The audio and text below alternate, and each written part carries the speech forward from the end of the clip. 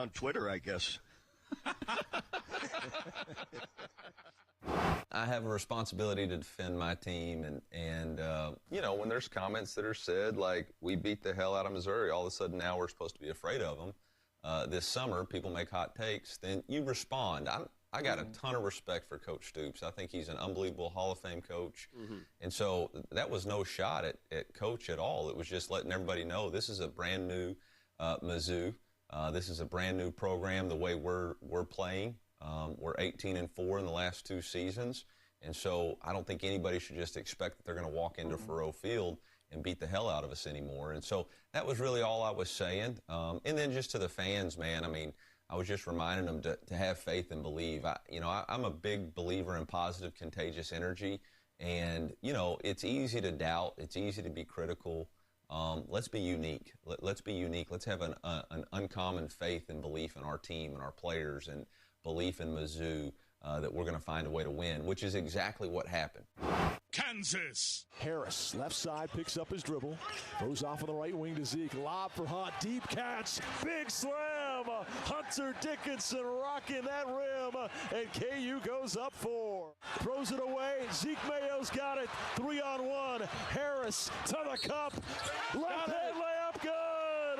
DeJuan Harris and the foul. A chance at 3 for Wando. Here's a drive by Mayo. Shot on the run misses, but tipped home by Big Hunt. He got that left paw up in the air and taps it home. KU by 9. The final 5 seconds drip off the clock.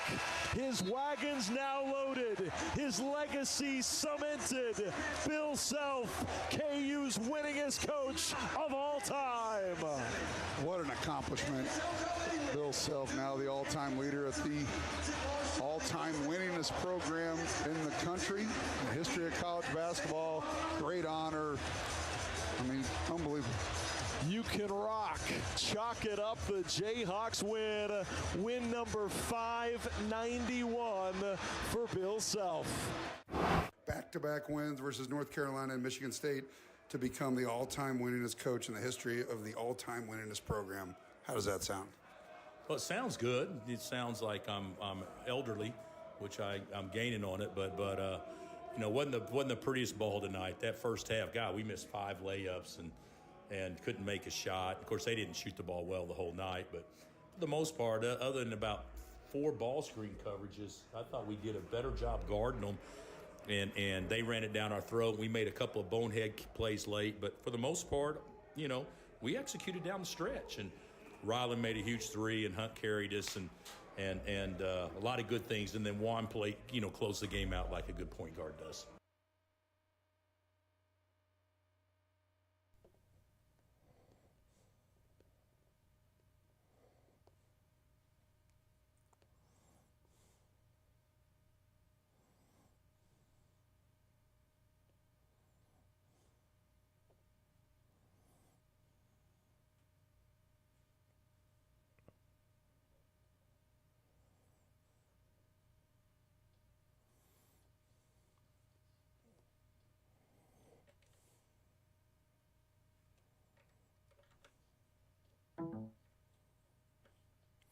Good morning, Kansas City. This is New Day with SSJ on Sports Radio 810 WHP. Thank you very much for joining us. We appreciate you. Stephen St. John and Jake Gutierrez, Todd Lebo will be with us here in a little bit. We've got a good show planned for you. Later on, Nate Bucati will join us. It'll still be a good show. Gary Barnett, college football insider, at 8 o'clock. Matt Derrick from ChiefsDigest.com at 8:30. Mike DePasquale, Mike's got this. Mike's got picks in the 9 o'clock hour. But in the 7 o'clock hour, we're going to talk to the mayor of Kansas City, Missouri, Mayor Quentin Lucas.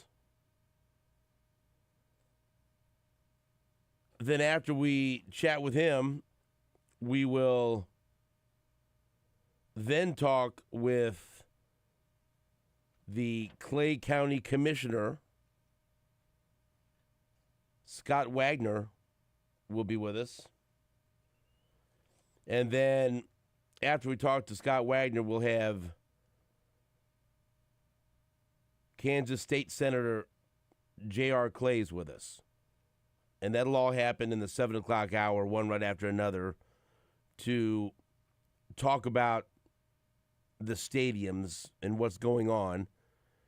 And this is a story that I've been working on with Todd Lebo for a couple of weeks.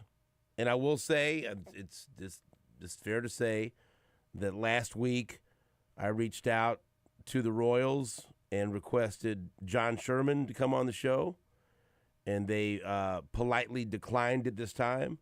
But in trying to put together the guests for today over the past week or so, I thought it would be fair to give John Sherman an opportunity to talk about his organization. It wasn't just going to be about the stadium either. I wanted to talk to him about a fabulous season that saw them go to the postseason, the playoffs, and all the success that they've had, and maybe take a peek into what the plan is for the offseason and trying to supplement what they already have. And then also talking about maybe a timeline. So I think that's what we're all most interested in, right? When are we going to hear something? When is the decision going to be made? And so reached out to the Royals and John Sherman and told me something I hear many times in my life. Nope. So, but not at this time. So at some point, I expect we'll have John Sherman on a little bit later in the maybe later in the month, maybe next month, whenever he's going to be doing media, he'll come on the show and we can talk about those topics, and maybe there will already be an announcement made about a new site or some options, an official announcement. And so, but we are going to talk to Quentin Lucas and Scott Wagner and J.R. Clays coming up in the 7 o'clock hour. Todd Lebo will be with me to discuss that. And we're going to talk about some possibilities, whether it's Overland Park, Wyandotte County, North Kansas City, Jackson County, possibilities for a new Kauffman Stadium, a new Arrowhead Stadium possibly, a new Chiefs headquarters and practice facility. So there's a lot going on. It's happening very quickly. And again, we've talked about this here and there for the past couple of weeks. And I've been putting together this particular hour. As Jake will tell you, here's the deal. Jake usually books the show. And after experiencing all of this over the past, I don't know, week or so, I like Jake booking the show. I think that's a good idea. But I was...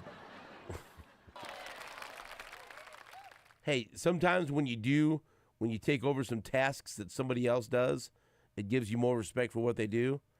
And so I like Jake booking the show. He's good at that. But just reaching out with different contacts and trying to get people on the show. Hey, I'm glad that I was able to find a representative from each of the areas that we're talking about, that because not everyone's willing to come on the show and talk about it. And we did find 3 gentlemen that are going to come on the show and tell us what they could tell us and give us their thoughts, because it wasn't easy. It took several days to find the right people who were available and willing to come on the show. And then, like I said, we did extend the opportunity to John Sherman last week, and they politely declined, but left the door open. So as long as the door's open, Jake, that's all that matters. Leave it cracked. Right. That's exactly right. And look, based on everything that I've heard, and I have, good people that I talk to on both sides of the state line, good sources that I trust, that I've had a chance to talk to multiple times over the course of the past couple of years with all this stuff has been happening. And we just think back to everything that's happened and what a roller coaster ride this has been, right? I think clearly what the people want, what the fan base wants, is just some answers, some direction, some finality. You know, I think that there's fatigue out there from Royals fans and Chiefs fans. I mean, Jake, you're a Royals fan, you're a Chiefs fan, lifelong Kansas Cityan. Don't you just want to know? Yeah, I mean, wouldn't you like to? Okay, hey, we've heard it all, we've seen it all. We went through the election that didn't pass. Let's go. Yeah. Where's it going to be? I mean, I think the fact that it's up in the air is the most frustrating part because you hear all these different things. I mean, there's so many. It's the fact that I'm going to deal with whatever is look, whether I'm a Royals fan, Chiefs fan, it has nothing to do with where the stadiums are at, right? And so I'm going to end up dealing with wherever they put the stadiums and wherever they decide to play. And so it's like I just want to start dealing with that.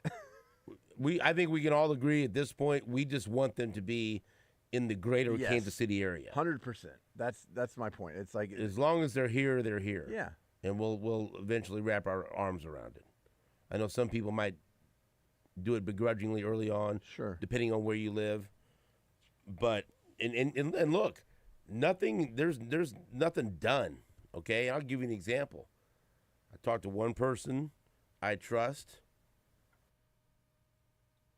that represents one part of town that feels pretty strongly that the Royals are going to end up at the location that we've talked about, that's been talked about, of 119th and Row, the former Sprint campus, and feels pretty strongly that's where the Royals will be, and feels pretty strongly that the Chiefs stay where they are and choose to renovate and take over the entire sports complex and renovate and do it the way they want.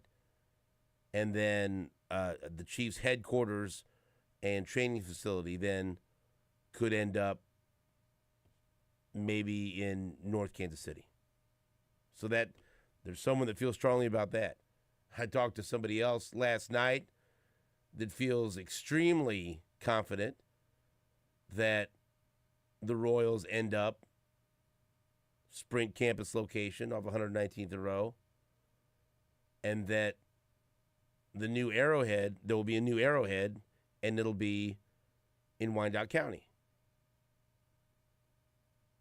And then the Chiefs' headquarters and training facility could end up anywhere from North Kansas City to Olathe to Shawnee or to Overland Park.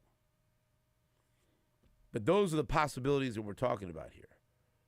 But from everything I've gathered, and you've also got, you've got a couple of wild cards in there. You've got the wild cards of the Washington Park location right by Union Station for the Royals, which would allow them to stay in Jackson County. But there's some hurdles there. We're going to talk to Quentin Lucas about that and see how strongly he feels about the possibility of one or both of these stadiums staying in Jackson County. There's also the wild card of a West Bottom site, right? That would theoretically be in Kansas, but you'd have, some development and retail and things like that on the Missouri side. It'd be right there on the state line. But I think that's more of a long shot. But it's still a factor. It's still in the discussion. So, and you got the Brook Ridge site, which I think is right now trailing the Sprint campus site. And so if you ask me, based on everyone I've talked to, and let me tell you, brother, I think, and we talk enough off the air, and people ask me, do you ever talk to Jake off the air? Is it just 4 hours and you guys are done? I said, oh, no. He wishes. He would like that. He would like that very much written into his contract. No. I only talk to Steven for 4 hours, and then I don't hear the complaints and the questions. That's or my the contractual whatever else. agreement. Yeah, right. No. Right. Based on everyone I've talked to, and the talking has picked up quite a bit over the past, I'll say, 10 days. Right? Because again, we can't put together an hour like we put together in the 7 o'clock hour without a lot of phone calls and a lot of planning. If you force me to guess, if I was a betting man like Jake Gutierrez, I would say, based on everyone I've talked to, Royals, the new Royal Stadium would be the Sprint campus. The old Sprint campus. I think what's it called now? The Spira campus? Yeah. Is that right? That there would be a new Arrowhead in Wyandotte County. And then the Chiefs' headquarters and training facility very well could be in North Kansas City or somewhere else in the state of Kansas. But what's not going to happen is Arrowhead stays in Missouri and the Chiefs' headquarters and training facility ends up in Kansas. And I know that's been out there, and that's incorrect. That's inaccurate. That's not going to happen. And we'll talk to J.R. Clays a little bit about that and why that will not happen. All right, so that's what we've got planned for you. Let's take a break. It's going to be a good show, informative show, a fun show, and we look forward to having you be a part of it. Back after this on Sports Radio 810 WHB.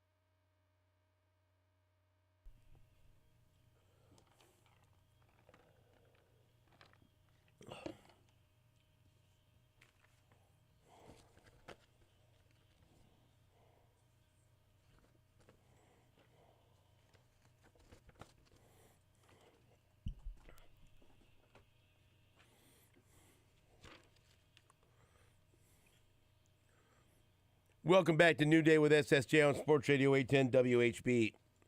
And yes, I'm battling my voice. My stupid voice. Wanna go for a ride.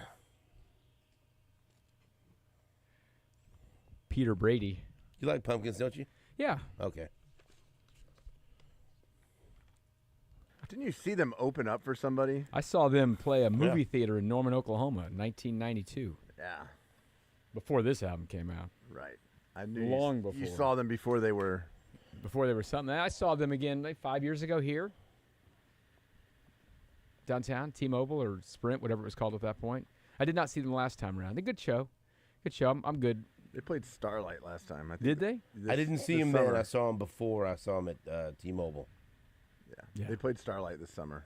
If you go to the internet on YouTube and find the Smashing Pumpkins at the Hollywood Theater in Norman, Oklahoma, someone VHS the show I was at.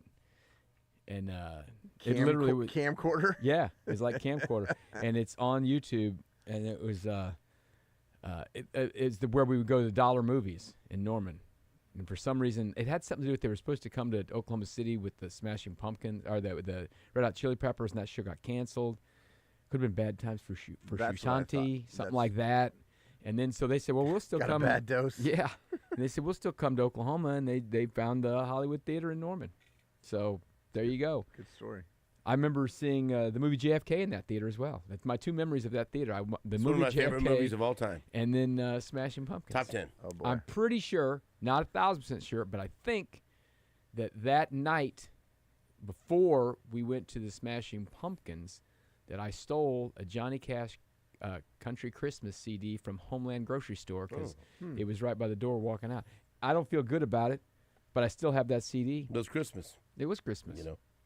Okay, Todd, you're in here to be a part of this conversation coming up over the next hour and a half. You heard me kind of lay everything out in the opening segment. Just like to get your thoughts about everything that's happening. You are a man that has lived in this area his whole life. You grew up in Independence. You live in Lee Summit. You work in Overland Park. You were a vendor at then Royal Stadium, so you've worked at the stadium. I've walked the steps of both stadiums. You've done it all. Probably every step in both stadiums. Yeah, some would say you're every man. Maybe. We're going through. Why is that? Because it's time. What we've gone Todd's an every through man. this last couple of years, we keep going through these little cycles where it's a big news cycle about this and a little news cycle, right? Obviously, I got to think of how this went through. Not this summer, the summer before last, when we went through all the stuff where they were unveiled different plans for the Royals, talking mostly about the Royals at this point.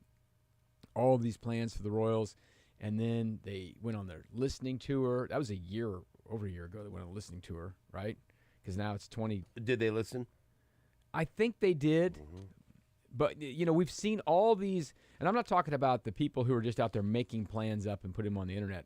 I mean, I've stood at press conferences and seen so many plan designs and site locations that it makes your head spin.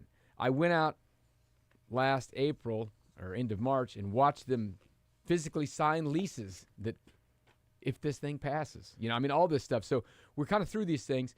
The game changer was last June when the Kansas legislature, who we'll hear from J.R. Clays, who's part of this, passed these star bonds through in a special session.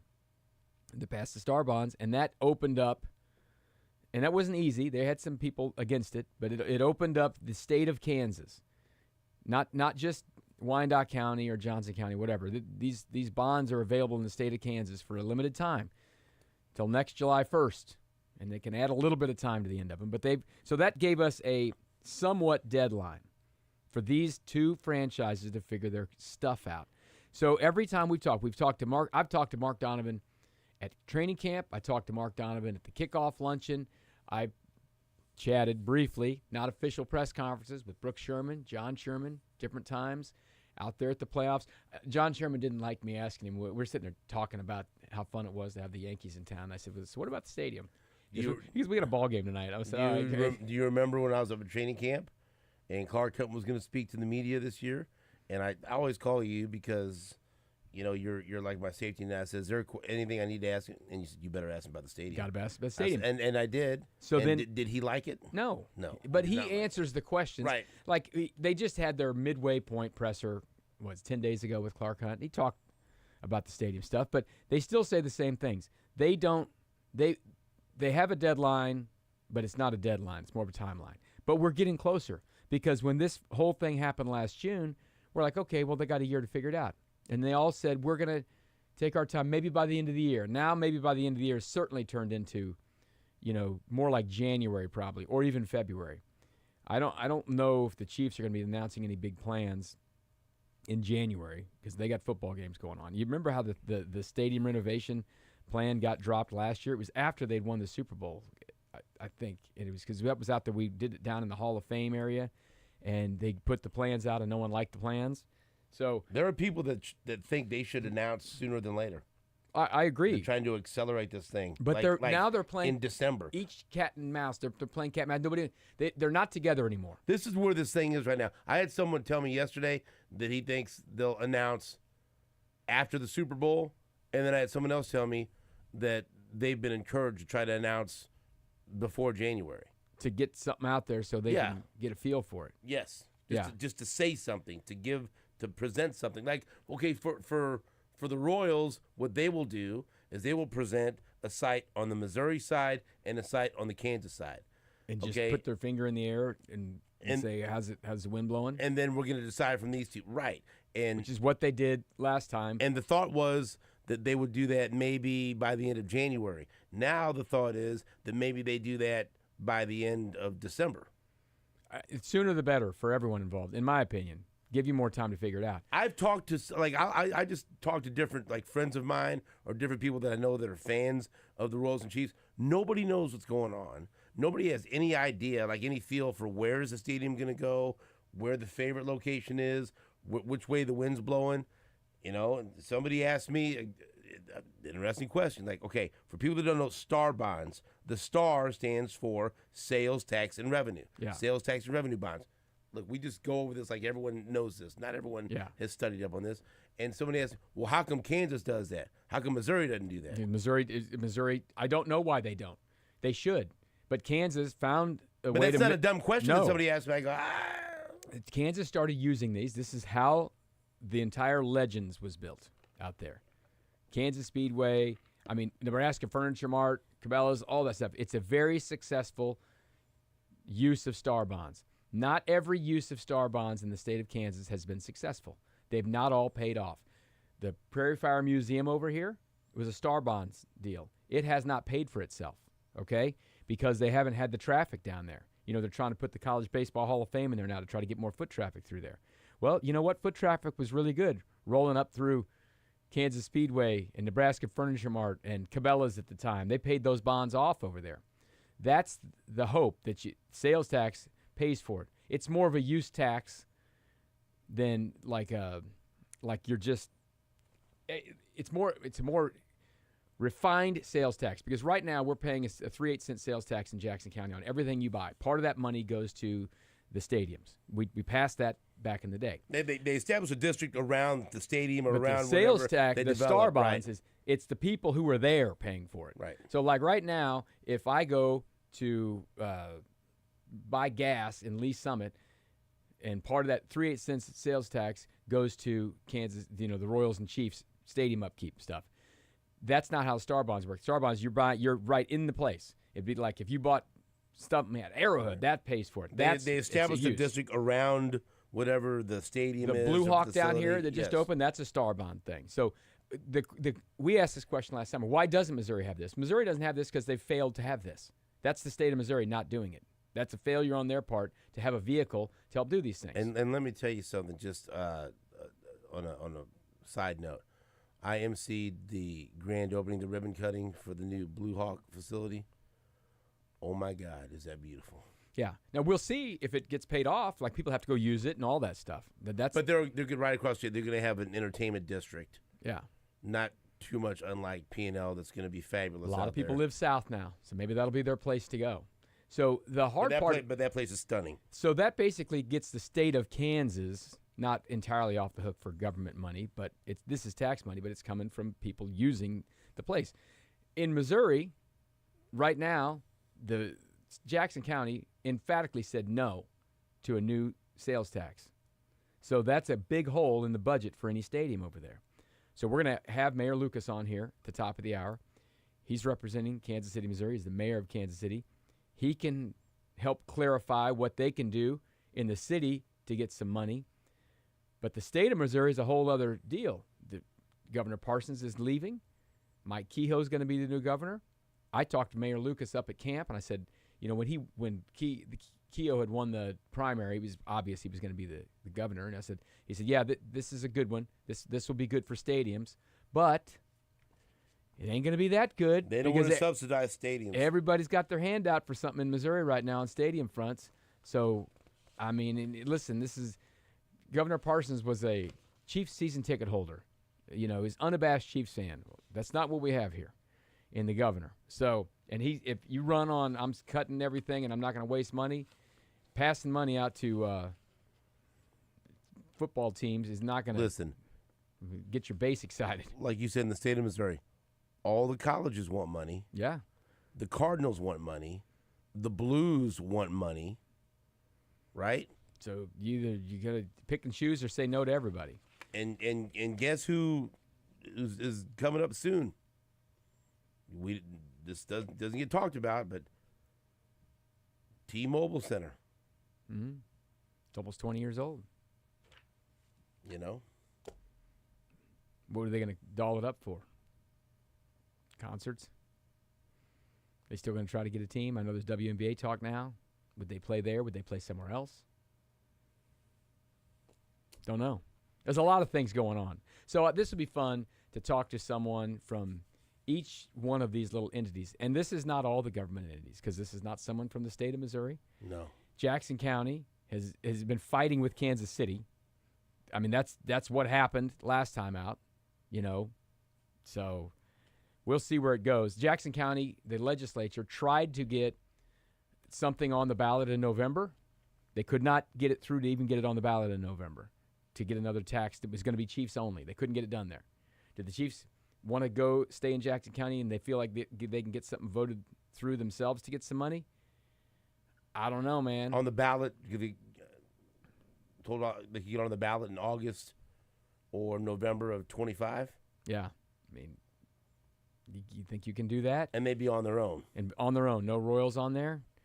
Because I know everyone made fun of the Royals for not having their ducks in a row, but nobody liked the Chiefs' plan. If the Chiefs' plan in Jackson County is to doll up the stadium and put a little plastic football field out front and a little ring around the top of that plan, what Chiefs fan did you talk to that said, that looks really cool? $800 million for that? They were all like, what is this? This is nothing. So, but there also wasn't a threat of them leaving at that point in time. There's no real threat of that. Well, I mean, yeah, leaving to go to Kansas. Right, yeah. right. And if people want to keep, you want to leverage them, yeah. I mean, people really love Arrowhead, and they want to keep them there. That might be. Maybe they will. You're right. It's a different factor. Right. They better come up with a better plan, though, or a more flashy plan that makes more people excited. I don't know what Clark Hunt's like on this thing. I mean, I know they go around all these stadiums. They go out to Vegas, and they see Vegas. They see these fancy new stadiums. They're like, wow, we want to have that here. Based on what I was told, easier to build that than to renovate it. If the site is the former Sprint campus, the blueprint, the model that they will follow, that people visited. Talking Royals now. The Royals, the Kansas City Royals. If they go to they're the only ones that are talking about Sprint campus. Right. When I say Sprint campus, that's Royals. The model, the blueprint that they will follow, is what the Atlanta Braves did. Right. And if you want to know, what their ideas are, what they want to, pattern themselves after, it's the Atlanta Braves. And that's what they said the entire time. I heard Sam McDowell and Soren talking about this yesterday. They were saying that, and Sam McDowell was like, well, that's fine, but nobody did that downtown. You have to go to the burbs to do what you're talking about doing. Right. And that's apparently where this has pushed to, but we'll see what Mayor Lucas has to say about it. All right, we'll take a break. Back after this on WHB.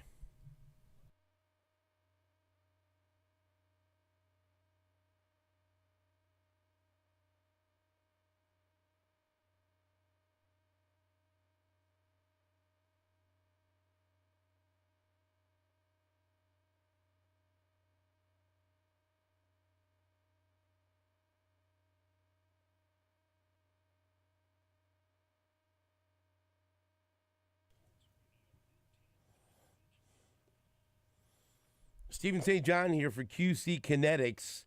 Listen, you deserve a life of comfort and ease with no surgery and no meds, and QC Kinetics can get you there. QC Kinetics is the nation's leader in regenerative cellular treatments for joint pain. This is an all-natural approach that harnesses your body's own healing properties to treat the root cause of your arthritic pain. Everybody is talking about this now. It's so cutting edge. And look, you could have real lasting relief from chronic joint pain without drugs, without surgery, and without downtime. The protocols developed by QC Kinetics are life-changing for so many people, including my wife, who's been very happy with the results. And you can discover your options with advanced regenerative medicine at QC Kinetics because the consultation is absolutely free. Give them a call today, 816-412-6299. They're located off 435 and State Line, and also the location we visit in Gladstone, 816-412-6299. That's 816-412-6299, QC Kinetics.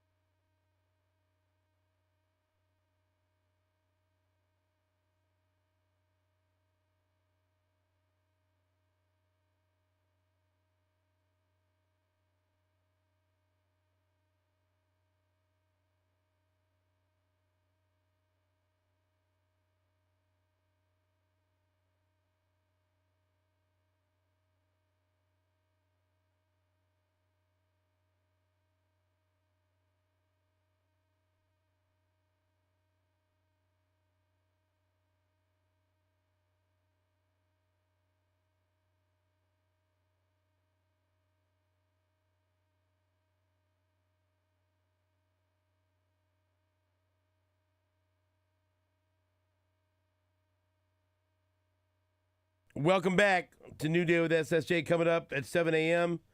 Here in just a few minutes. Mayor Quentin Lucas, mayor of Kansas City, Missouri. Then we will have the Clay County Commissioner Scott Wagner joining us. And then we'll have Kansas State Senator J.R. Clays. Now, Lebo, what you were rolling before we broke. About what? About everything. But, Well, okay, let me ask you a question. No, this is an honest question. Be honest. What do you want?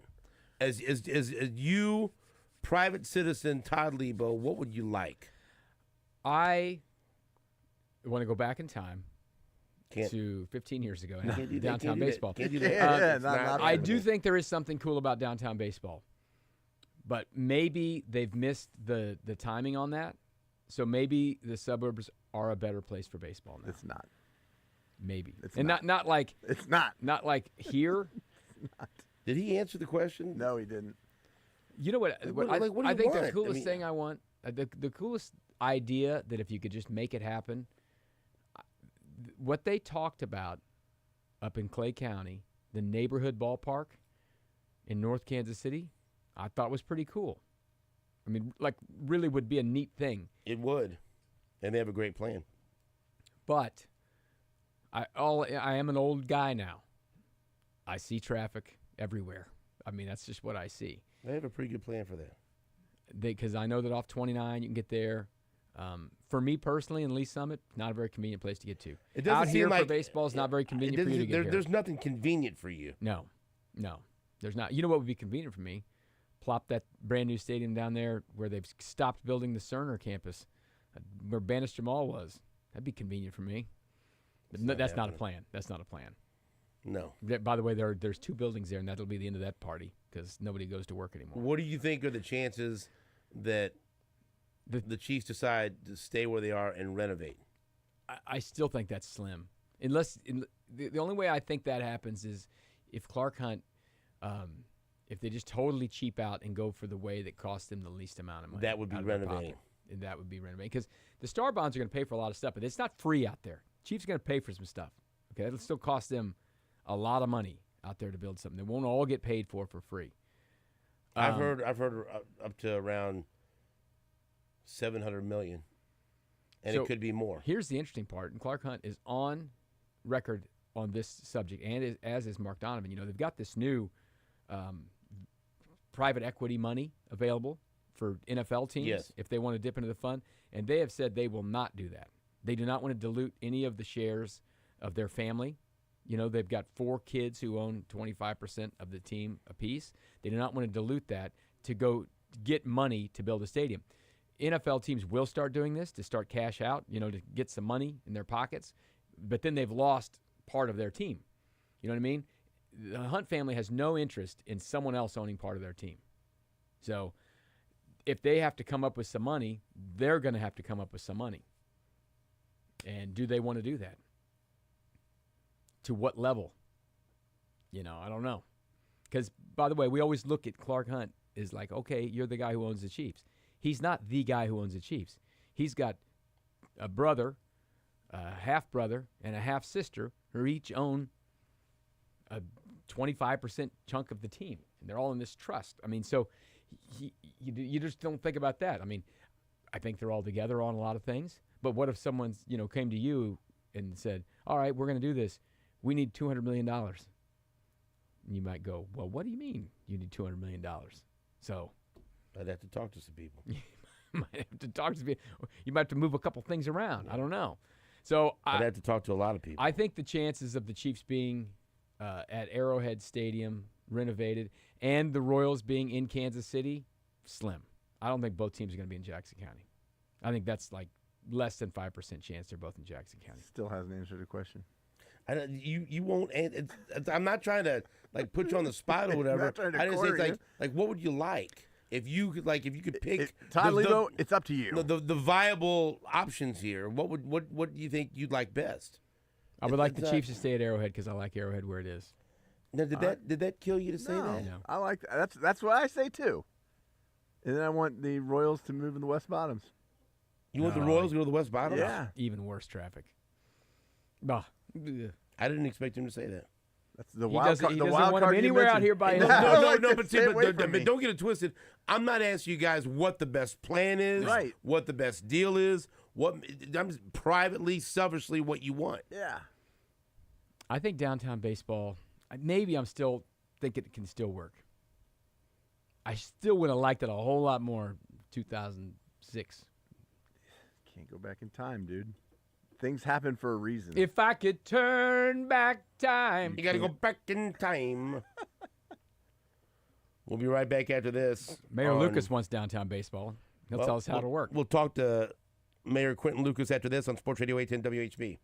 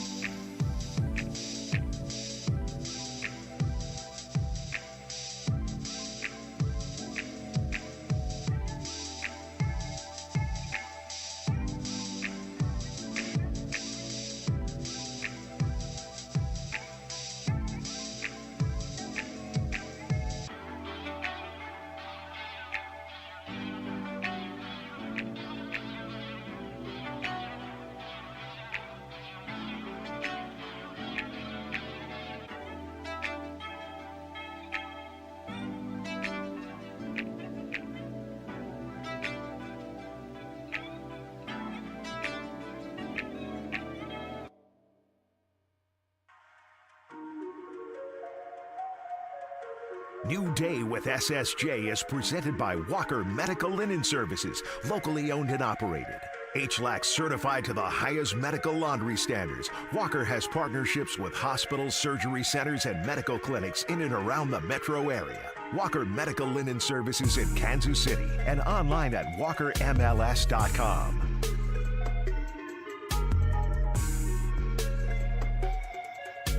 Welcome back to New Day with SSJ. Let's get right to it.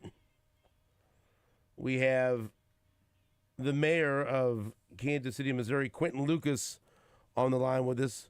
Mayor, good morning. Thank you for your time. How are you? I'm doing great. It is good to talk to everybody, and happy midweek to everybody out there. That's right. It's always happy when the Chiefs are undefeated and getting ready to go to Buffalo, right? Man, it is exceptional. I was actually joking with my wife about going to the Buffalo game, and I've done a little bit of travel this campaign season. She was like, yeah, if you want to be single, but it should be still an exceptional game. I mean, this is the sort of thing that everybody's going to be talking about this weekend.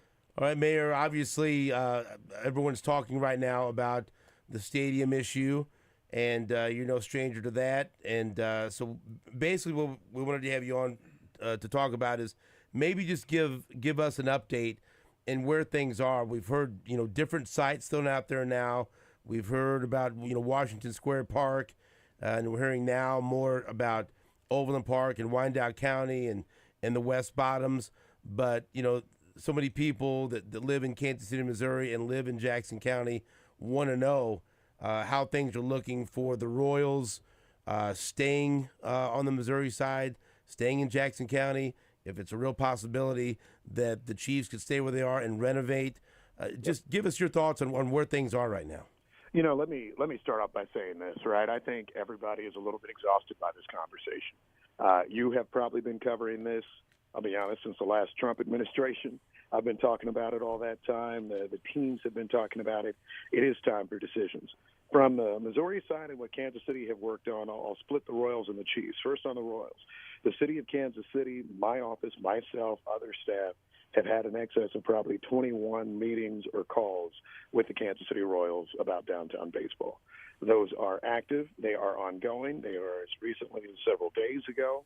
And so, anybody who tells you that all things are done or dead or even, fully baked somewhere else, I think is going with half information. What you are seeing, though, and this happens, when something has lasted this long, the Royals have a large ownership group. A lot of people say a lot of different things.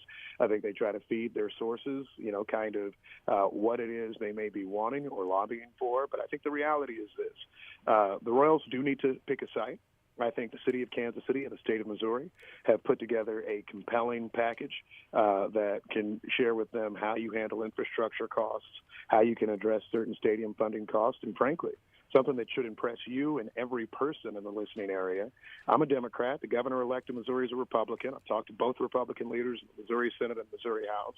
Everybody is primed to act immediately once the team actually says, all right, we're ready to go with this site. And by act, that means how do you figure out the sales tax redirections? And by the way, star bonds are basically the type of tax incentive you see in lots of other places. Kansas City has them too, which is basically tips. They're a little supercharged, but nonetheless, you can do those types of things in Missouri as well. Missouri has great incentives of what we use to help build the Sprint Center, the T-Mobile Center, the Power and Light District, and beyond. You've seen us build lots of facilities, including the KC Currents new stadium, pretty efficiently. So I think we're in a good place. Every few weeks we hear about a new location. One week it was the West Bottoms. The other it's been the Legends. It's been North Kansas City. There have been 4 different downtown sites as far as I'm aware. I think, the stuff I heard yesterday with 2 more makes it up to 19 or 20 total sites that have been evaluated. We're getting to the point, Stephen, where like every 4-block parcel in the entire region is rumored as a baseball stadium every now and then. But we're going to do the work. We have shared with the Royals. This work can't go on forever. I think the new governor wants to hit the ground running on certain priorities. I certainly want to do in the city. So, I'll never say that we're ever going to stop on efforts because the Royals are that important. But it is the sort of thing where we're saying, look, we put our stuff together. Let's make a decision. Let's let this community move forward. And just briefly on the Chiefs, I think, and you heard this from Clark Hunt not long ago, ago. They're going to evaluate their options, but I think still their strongest option, I think they've at least indicated this, is staying at Arrowhead Stadium, doing a substantial renovation. You've got the highways, you've got the parking lot, you've got one of the best venues in the National Football League. How do we manage to, I think, enhance both the facility and the surrounding area?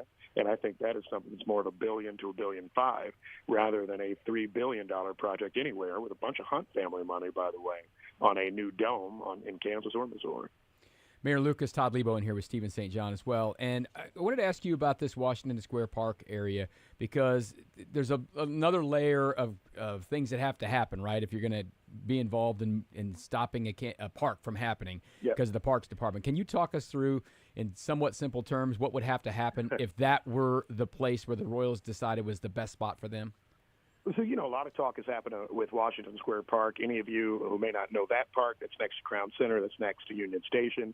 All the parades have gone through that area, all of that. It's kind of an underutilized park in Kansas City, next to a big parking lot, next to a building that's being vacated by Blue Cross Blue Shield. And the park itself is Kansas City Parks property. If you are going to dispose of a park, you need a public vote, right? Public votes weren't necessarily easy. Certainly in Jackson County back in April, I don't think anybody necessarily is saying, that's their preference. My view is we're not trying to ever avoid a public vote, but you're trying to make as efficient a process as possible. What you can do, however, is actually just have a lease obligation. And in that would mean that, you keep the Parks District, the stadium as part of the Parks District. Any of you who have ever been to Starlight, you've been to the zoo, right? Those are assets that are within the Parks Department, but that are independently run. For those who've been up to Chicago, Soldier Field itself is in the middle of a beautiful park system in the city of Chicago on the lakefront. And, I think that would be the model for what we would look to do in Kansas City. And frankly, I think there's been a lot of work already done. And how does that look both legally from a kind of the infrastructure model? And I think it could be a great collaboration between the Parks Department and any future stadium tenant, including the Kansas City Royals. And so, I think long-term lease gives you that opportunity for it. Here on the Missouri side, things are a little different than Kansas. In Missouri, your public entity, the city, the county, et cetera, tend to own the facilities. It's a little different in Kansas where the team tends to.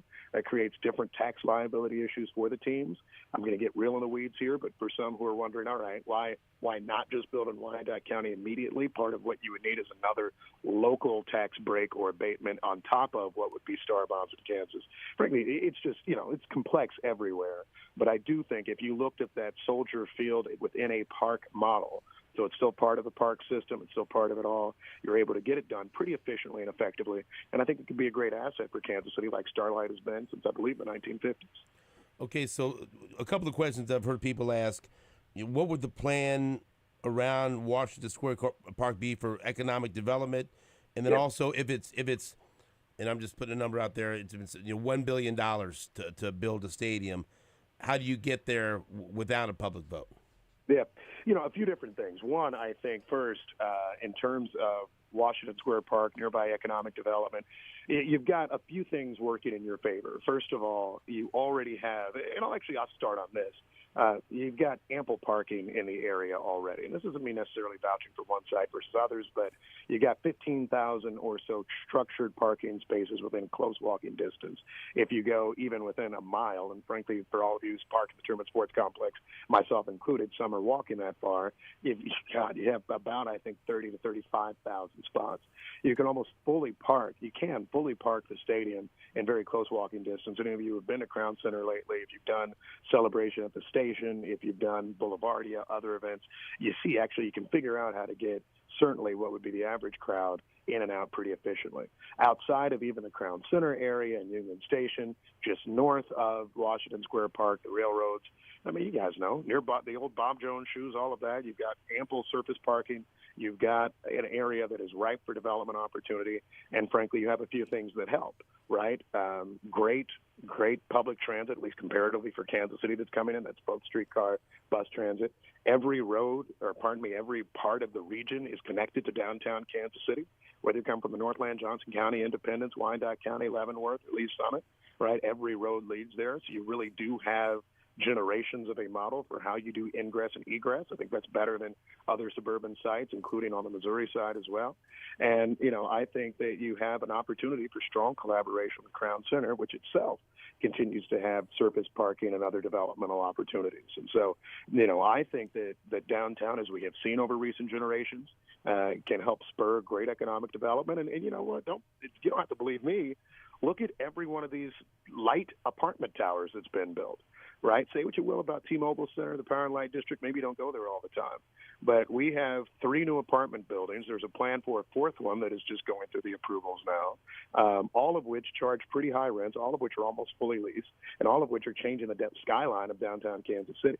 I mean, if you want to figure out who is doing the biggest economic development right now, look no further than a lot of what you're seeing in downtown Kansas City. And I think that's what you see with that Washington Square Park and Crown Center site. So, Mayor Lucas, I don't want to put you exactly on the spot here, but is there anywhere else in Kansas City that you guys have had recent conversations about for a baseball stadium? Or is it mostly Washington Square Park at this point? I'll be honest with you. I think a lot of the focus has been on Washington Square Park, at least in the city.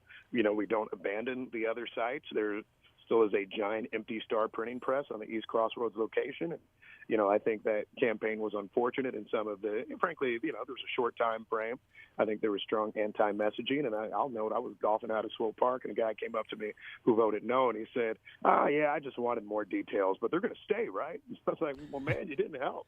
But, nonetheless, while East Village still exists and is empty, while there's still East Crossroads out there, there's even kind of a North Loop project, other side of downtown near River Market. I think most of the conversation has been towards Washington Square Park because, I'll be honest, and this is Quentin talking as a Kansas City and not necessarily the mayor, right? It just makes a lot of sense. For generations, Kansas Cityans have invested in Crown Center, in Union Station, in the Liberty Memorial World War I Museum. You have seen hundreds of millions, if not billions, of economic development activity in that area there. You're seeing a transit network that can get you without a vehicle from the plaza to the River Market to that stadium site.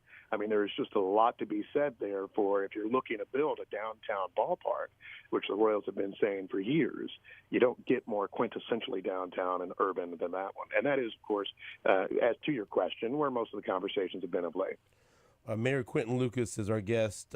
Mayor, how would you answer people that say that the new governor maybe doesn't have the appetite to subsidize teams, and he has to deal with all the colleges in Missouri asking for upgraded stadiums, the Cardinals, the St. Louis Blues. He's got a lot of hands out there that are open wanting money. So to convince him to do what's necessary to help keep the Royals in Jackson County and keep them in Kansas City, how difficult of a process is that? Look, I think, right now, frankly, if I could talk to you guys, and I think part of the reason you're seeing these other kind of breaking stories or rumors, and I think you'll keep hearing them time and again because, there's no loss to do it and you can do it till the cows come home, is because we are losing time. And I don't mean that in a negative way, but I mean it in this sense. I think that the governor-elect, who is from St. Louis, who's from the city of St. Louis, probably grew up going to Busch Stadium and thus downtown baseball, so knows and understands it, and has said he's committed to keeping the Royals and Chiefs in Kansas City. I think the challenge that we have right now is just that, the Missouri legislature starts back up at the beginning of January. If you are wanting to get, I think, a good bill, good support, all that sort of work done, it's important to move faster. I said, I think actually some of you back in training camp with the Chiefs, my hope is that by mid-November we'd be in a position where we're all saying, all right, we've come up with a site, we're going to sharpen our pencils, everybody's going to work together, and the next time you hear from all of us is at a press conference where you say, yeah, maybe not everything's figured out, but we've got a pathway and a plan. And something that I've shared with the Royals in the past is the plan doesn't have to be perfect, right? I mean, we all saw that over in D.C., the Wizards were ready to move to Virginia. They had a press conference, say all of that. After it didn't work out, they had to sharpen pencils, stay in D.C. You don't want to have those types of issues happen. But, I never want us to veer into Oakland athletics territory where there's this long, endless debate. Nobody knows what's happening, and then we all find ourselves in some position years later still talking about some of the same stuff. which is a negative for both the team and, of course, everybody in the region. So I think Mike Kehoe, the governor-elect of Missouri, I've talked to him last week after his election. He's very interested in keeping this team here. I think that he has been clear about that. He has been clear about being responsible to the taxpayers. But I think Laura Kelly in Kansas has said the same thing. I think everybody else has. And I think ultimately, you're going to see us be able to figure this out. There will be a lot of Missouri entities probably with their hands out right now, and that's the cost of doing business. I've talked to, at least briefly, the St. Louis Cardinals about some of this. I know our college teams are going to be interested in what goes on here too, but I think you have the passage of sports betting. You have a Missouri that knows that some of its best economic development is sports in the core of its cities. It's kind of, a big part of the game right now in St. Louis, and I think that you will see a legislature and a governor that is supportive of it. Last one for me, Mayor Lucas. I've asked everyone at press conferences from the Royals to the Chiefs why it seems from the outside easier to go to the Star Bond side and get stuff. I know it's not totally simple. Everything seems complicated in Jackson County, Kansas City, Missouri, because the levels of government we got fighting at the county executive and all that stuff. Well, give me the pitch why it can work and be easier this time around with all those levels of government not getting along sometimes. Well, look, I think I can't. I'm not going to speak for Jackson County, and you all can have on Frank White and all those good folks. They're, I know they have their own processes. The thing about Kansas City, Missouri, that's easy is that we've done it, right? It's a smaller stadium, but you have a brand new soccer stadium for which there was no controversy, right, where we were able to help redevelop an entire area. And we've got $1 billion development going on at the riverfront, which is a class of women's sports. That was done pretty efficiently. That's been done during my mayoral term. Prior to my term, you had Mayor Barnes and the crew figure out how to build an arena that is NBA or NHL quality, even if we don't have teams in them, but nonetheless that is generating great revenue for our city, that helps keep us on the map for major events. You've got an economic development complex across the street, and you've got new residential to the tune of probably thousands of people living next door. Big stadiums, big events are what we do in the city. And so, I think that is one of the very simple steps. If I were going down to brass tacks, I would also say that, it is not as easy as people may think. And by the way, the Star Bond itself, you can bond on it, but the challenge in the tool itself is that, you're actually forced to still spend quite a bit of money, right? A new dome stadium isn't actually just some cheap thing where, right, like Kansas gives you a check for $700 million and then you're out scot-free. I mean, the average cost I'm hearing right now is $2.5 billion. You throw in infrastructure, looking at $3 billion. Who is covering that gap? There are very few jurisdictions in this region that actually, A, can do that, and B, have done that, and that is Kansas City, Missouri. Just a few weeks ago, it was a groundbreaking for a $500 million redevelopment on the West Bottoms. We've got $1 billion that's going on at the riverfront. We've got another, I think, several $100 million development and renovations at the Country Club Plaza and improvements there. This is an exciting time in Kansas City. If you're looking to actually do something that is generational, then you invest in the city. If you're doing something where 20 years later you're going to be invested in a brand new ballpark, playing a game that Cleveland is doing right now with a new-ish stadium they're already looking to replace, that all these other cities do, then you build you build somewhere else. Maybe you tear down a whole Sprint campus, which is easier said than done in my opinion. But and you do that sort of work. So I think the path is actually easiest still in Kansas City. I think as briefly to the Jackson County point, I don't think there's a better facility really in the NFL to watch open-air football than Arrowhead Stadium. I've been to most of them. Baltimore probably comes in second place. Green Bay, of course, is this wonderful venue, even if, the amenities aren't all 100% there. But nonetheless, I don't think you beat us. And, I think the question is, do you want to build something that's generational, or do you want to be, again, with the Cleveland Browns, the Broncos who are looking at new stadium opportunities after just one generation at the current new space, or do you want to do something that's truly special? All right, Mayor, my final question for you, and I'll just end it with the way you started. People, they're experiencing fatigue. They're frustrated. The fans and the people of Kansas City. Based on your conversations and what you know, what do you think the timeline is? When do you think a decision will be made by the Royals and/or Chiefs? I think the decision, I think it's going to be a two-step. I think you get the Royals' decision first. I think you get the Chiefs thereafter. I've had a lot of good conversations with the Royals. We have a strong relationship, contrary to whatever Rumorville has. I've talked to a whole lot of people in the ownership group over time, and a lot of them are Kansas City businessmen. What I would say is I still expect by mid-December you get a pathway one way or the other of where the Royals are going to be. I think the people are owed that. I think all of us are. And I think that you are absolutely right. The fatigue has set in not just for the listening public and everybody who's talking about it, and you get your new rumors and people say this is happening or that's happening, but frankly, even from the government side. I'm somebody who has sat down with the Missouri Department of Economic Development. I've now talked to two governors, or at least one governor-elect. People are ready to get moving. And I think that, you're going to see that decision made. I think once the Royals domino falls, then it's a lot easier to figure out, all right, what's the story with the Chiefs? I think the state of Missouri itself is going to be a strong player in the Chiefs retention conversation as is necessary. I think you're seeing states play heavily in NFL stadiums just with the cost of the venues. And I think when you look at, we have highways particularly built to make it easier to get to Arrowhead Stadium. I think that when you look at that level of infrastructure build, what you're not going to do is unwind and rebuild all of Johnson County, which, by the way, since the Sprint campus was built, since a bunch of stuff was built, has seen so much population growth further south that you'll tie up traffic and do all these things. I say to somebody, hey, it wouldn't be bad for South Kansas City and Missouri to have a stadium out that way. But, I think that you get these things figured out pretty quickly, and I would expect by the end of the year, if we do a call like this again, we have a pathway. We're working on something, and then the next controversy, the next step at least, is how do you figure out how to pay for it and a good public-private partnership to do it. Either way, we'll look forward to having you on again to talk about that, Mayor. Thank you very much for the time today. Hey, looking forward to it, guys. Go Chiefs this weekend. Take care, everybody. That's Mayor Quentin Lucas, Mayor of Kansas City, Missouri. We'll take a break. Back after this on WHP.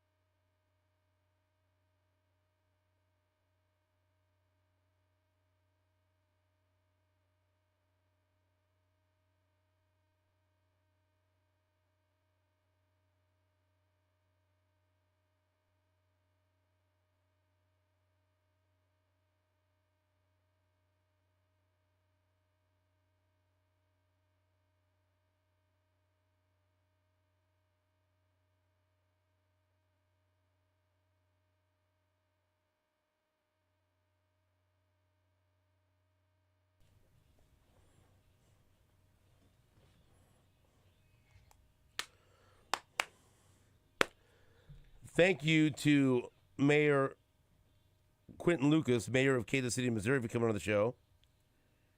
Now we advance to our next guest. Let's move north. Okay, I did.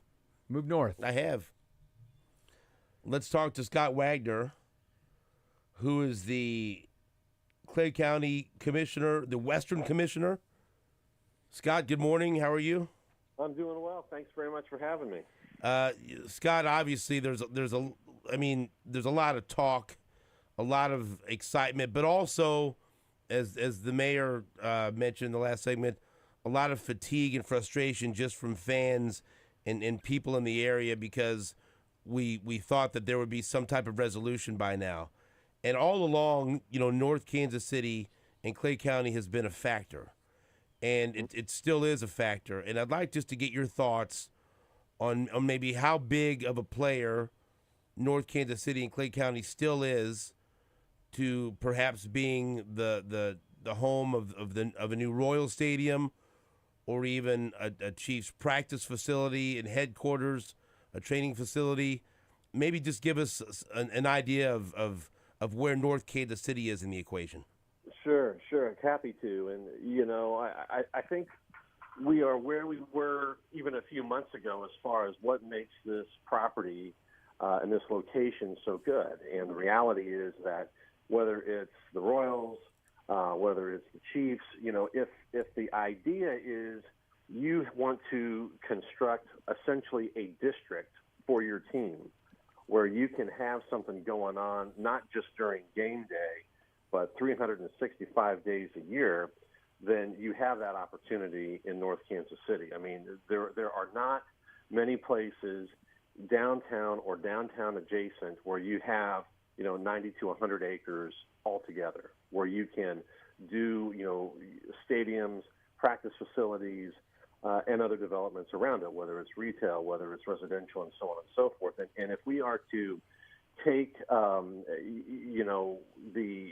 where these leagues are going, so you take Atlanta, for example, with the Battery, or you take what the Cowboys, although I understand not a lot of people like talking about the Cowboys anymore, but their main development out in Frisco, which is open 365 days a year to help support that team. That's what we're talking about with the opportunity in North Kansas City, and I think that's why it is still a huge player in the discussion, whether it's the Chiefs, whether it's the Royals, whether it's a stadium, whether it's a training facility, and all of that. We're talking to Scott Wagner. He's a county commissioner in Clay County, north of the river. And Stephen and I were up last year visiting the site, where they're talking about doing this in North Kansas City. And I think it's a great idea, the neighborhood ballpark. But there's some challenges, too. There's some infrastructure things. There's some road stuff. Can you just give us a ballpark on possible costs and where the money would come from as far as sales taxes, state, MoDOT, whoever? How would you get to the money in this location? Well, I think the way you just described it, it really is an all of the above kind of thing. With where we are now in our discussion, there's a lot of lead that we are taking from the state of Missouri because, like you said, you've got MoDOT and what they would need to do with I-29 and I-35. You've got what it would take financially. When we were talking about this before, we were talking about a $1 billion stadium. We were talking about a $1 billion development to go along with it.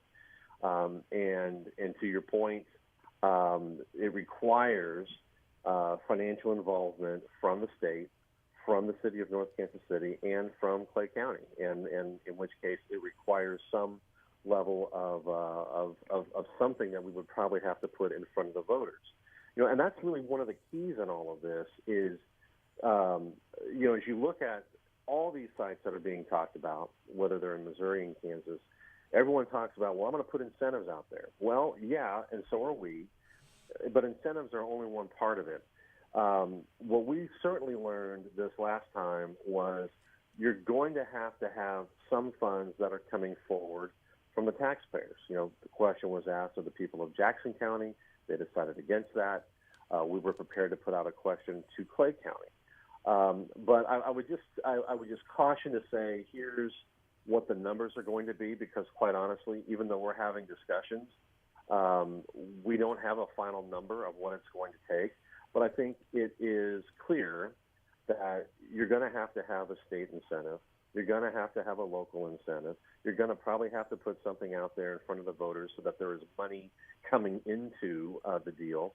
And you're going to have a significant amount of private investment from the team, either team, to make this happen. But, I think at the end of the day, you're still looking at probably, if you look at facilities and public and private investment, you're still looking at a $2 billion project, no matter how you slice it, and it's going to involve everybody. But just to kind of put the cherry on top on this one, we're really looking at the state of Missouri to take the lead.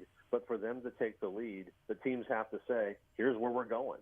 And then they can get to work. They can tell us what is needed from the county, from the cities, and then we can get a deal done.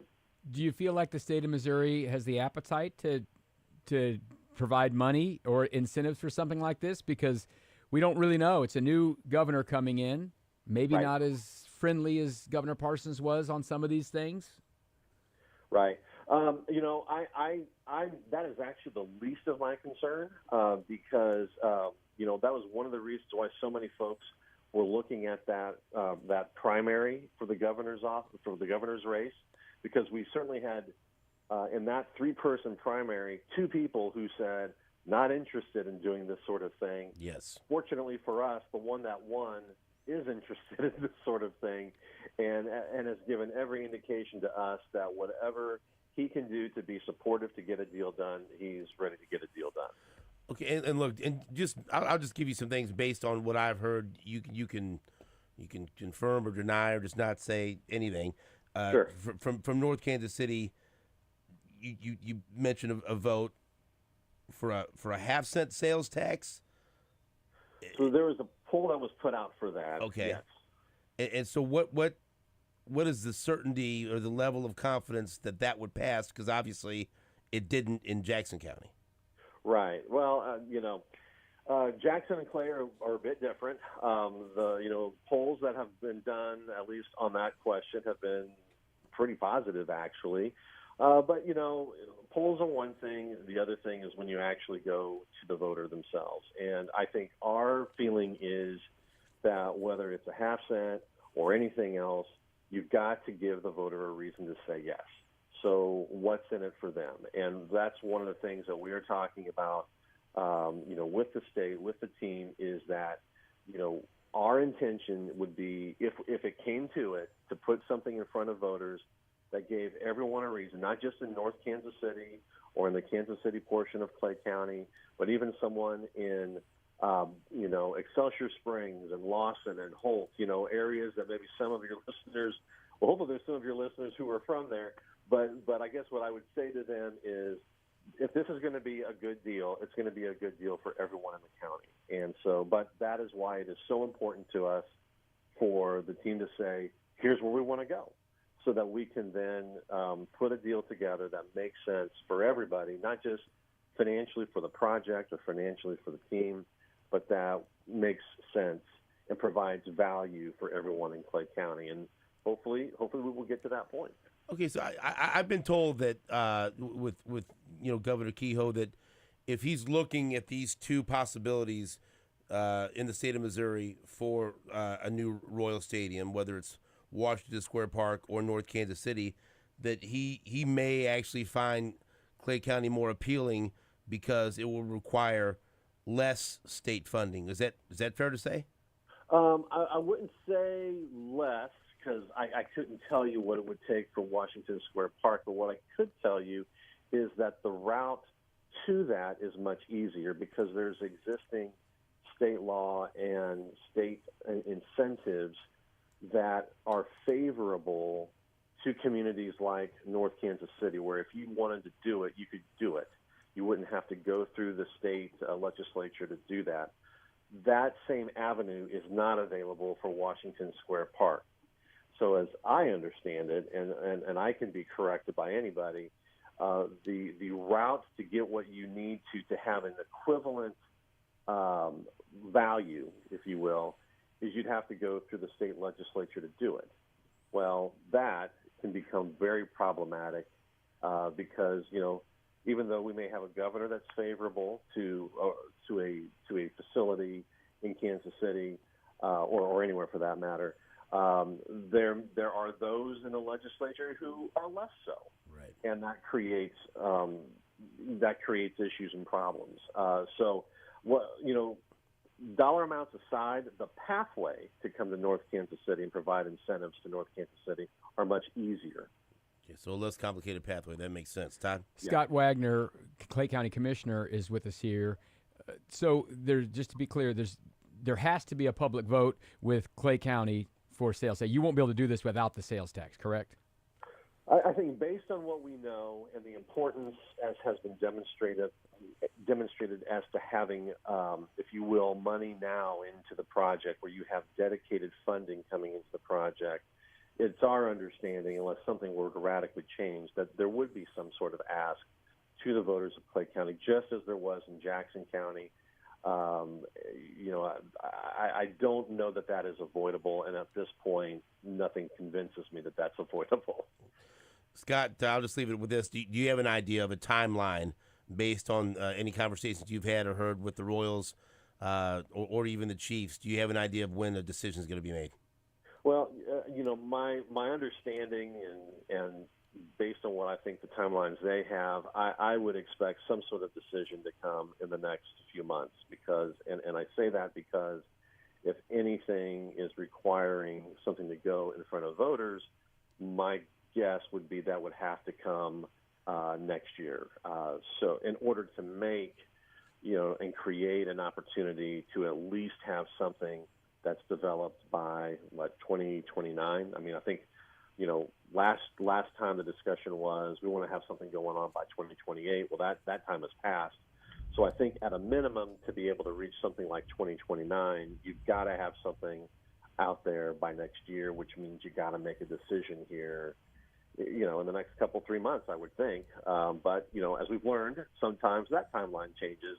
But I think based on what we know, based on what we've been told, that's the impression that I'm under. Scott, we appreciate the time, and hopefully if the topic comes up with North Kansas City even stronger, we can have you on again soon. Absolutely. Would love the opportunity. That is Clay County Western Commissioner Scott Wagner. We'll be right back after this on WHB.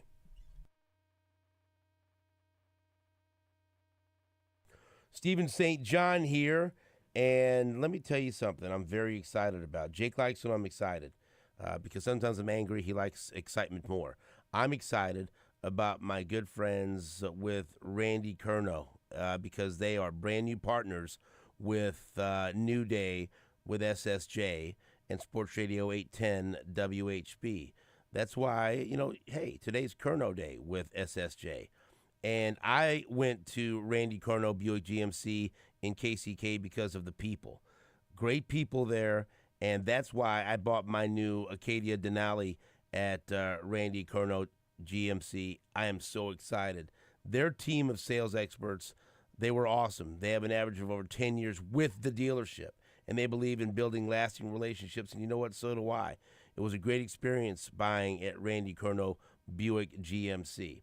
They have a great selection of new and pre-owned cars. They have an awesome service department. Let me tell you, my guy Steve, best service department in town. I've taken my wife's car there. I've taken my son's car there. They are the best in the business. And Randy Curnow GMC is known in the community. Randy Curnow Buick GMC, they care about the community, and they are willing to help in the community. That's why they have a great relationship and support Welcome House and a number of other charities and organizations. And guess what? They have Curnow Reserve, a special collection of luxury vehicles. Where else can you buy a Denali and a Porsche at the same place? For more information, go to randycurnow.com. And when you stop by Randy Curnow and go see him in the KCK off 78th and State, please tell him SSJ sent you.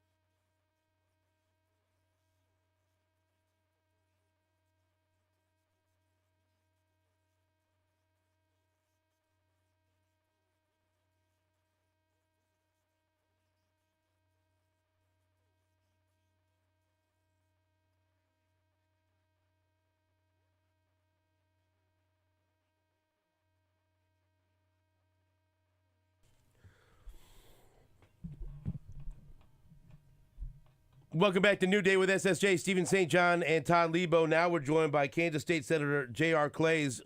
J.R., good morning. How are you? Oh, doing fantastic. Great to be with you guys. Thank you very much for your time. And I understand that, yesterday there's information all over the place, some of it correct, some of it not so accurate. And so that's why we're having several guests on today to talk about this, and that's why we're very thankful that you have agreed to come on just for some clarification, some accuracy, and just to give people what they want, and that's information. Both of our previous guests have talked about some fatigue and some frustration from fans and people out there because they just want to know. They want an answer. They want a direction. And so let's just start with the idea of the Royals and or the Chiefs coming to the state of Kansas. And we've heard that, perhaps the former Sprint campus off 119th and Roll is Null is a logical place for the Royals, and Wyandotte County makes sense for a new Arrowhead Stadium. So tell us and tell our listeners why that makes sense for both of these teams to relocate to the state of Kansas. Sure, yeah. I mean, I'm confident Kansas is in a great position for this. It's always good to go where you're wanted, both by the voters and their elected officials. But if I'm the Kansas City Royals, yeah, I'm all over that Overland Park site. It's great space, existing development nearby, access from highways. They can create an excellent fan experience there, and I think they know that. And that's why it's popping up as, top of the list. But if I'm the Kansas City Chiefs, I want to be at 435 and I-70, only this time I'm going over into the thriving area of Kansas City on the Kansas side, shopping, theme parks, resorts. We're even getting a Buc-ee's over there. And all of it's built with star bonds on an empty field. So you compare that with Missouri, where you've got the Chiefs and Royals in a depressed area that developers have avoided for 50 years. And I think the answer becomes obvious. Some of the reporting on the Chiefs side probably is, fairly inaccurate just based on the way we design the incentives. It doesn't make sense. But on the Royals side, I think that makes total sense. And JR, if you're trying to hard sell here, you said Buc-ee's.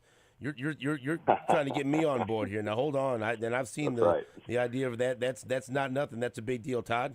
Yeah, Buc-ee's is it's something else. J.R. Clays, who is a Kansas State senator, is with us here. I remember watching the hearings, whatever you call them, when you guys passed the star bonds last year. There were some people who didn't vote yes, and they said why they didn't.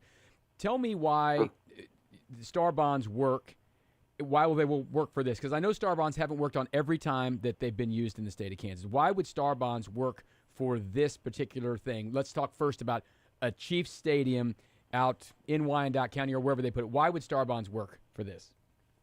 Sure, and star bonds are designed to just simply capture the sales tax that wouldn't have already been there had it not been for the attraction that's built. So we either set a floor on the existing sales tax revenue if there's an existing revenue source, or if there's something new, it goes from zero all the way up to the entire sales tax. So the bond is essentially paid off with that. If not for the new attraction, you wouldn't have those revenue sources in the first place. So the theory is you're not really taxing people for it. People disagree on whether that's the case or not. Some people think that those things would have come anyway, but I think you can see that empty field and go, well, maybe not. Those things might not have showed up overnight if we hadn't had star bonds. But the star bonds can bring in, a large portion of the money. The other portion of it comes in from our Attracting Professional Sports to Kansas Fund, and that uses sports wagering dollars and lottery money to also supplement what the entire package is to bring them over. It also has the advantage over the Missouri style of financing that we don't go to the voters for this repeatedly. So even once the bond is paid off, those revenue streams from the lottery and the sports wagering funds continue. So if there's a renovation in the future or an upgrade, those things have a financing vehicle that doesn't require us to go tax our citizens. And that's something that maybe there's a misconception there that people think that it's like you said, it's all star bonds or the majority star bonds. That fund that has the sports, 80% of the sports gambling money and anything above $71.5 million in the lottery, that is significant. Some people overlook that, but that is a significant part of this, right? Yeah, not only significant, but it might be the majority of it. And then, of course, you have the portion that's put in by the franchise itself. So when you take those different streams together, you get a very large number, and it can sustain both. So if we were to have the opportunity to have both of these organizations come over to Kansas, we'd be able to welcome both of them. All right, something else, and misinformation or things that are inaccurate. I want to try to dispel some of that stuff. It was said yesterday that a possibility could be the Royals, out in the Sprint campus, former Sprint campus location. We agree that makes sense. But it was said the Arrowhead could stay in Jackson County, but then the Chiefs headquarters and training facility could go into Kansas. And that's not going to happen, correct? I don't want to say that anything's completely inaccurate. I think a lot of discussions are going on, and of course the Royals and Chiefs should go through all of the discussions with both sides of the state and the communities that they're talking to, and that should take place. But from the perspective of the way we designed the Star Bonds legislation for attracting both of these teams to Kansas, the Chiefs portion of the discussion doesn't make sense because the stadium is required to receive the incentive for the practice facility. They can be in two different locations on the Kansas side, but without the stadium being on the Kansas side, the practice facility wouldn't necessarily qualify. It'd be difficult to make the argument that even under the regular Star Bonds legislation that it qualified as an attraction of any kind. So it's unlikely that it would have the same level of incentive that's available to the team should it bring the stadium to Kansas.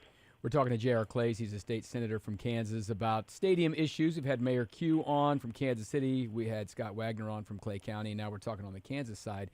Okay, so the funding of this, let's talk at this point we're talking about Arrowhead moving a big football stadium out there.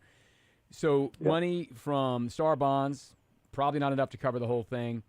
Tell me how, like the vehicle with the sports gambling and the lottery, how much money could that bring in? And is there anything that maybe we don't quite understand about those mechanisms that you could fill us in on?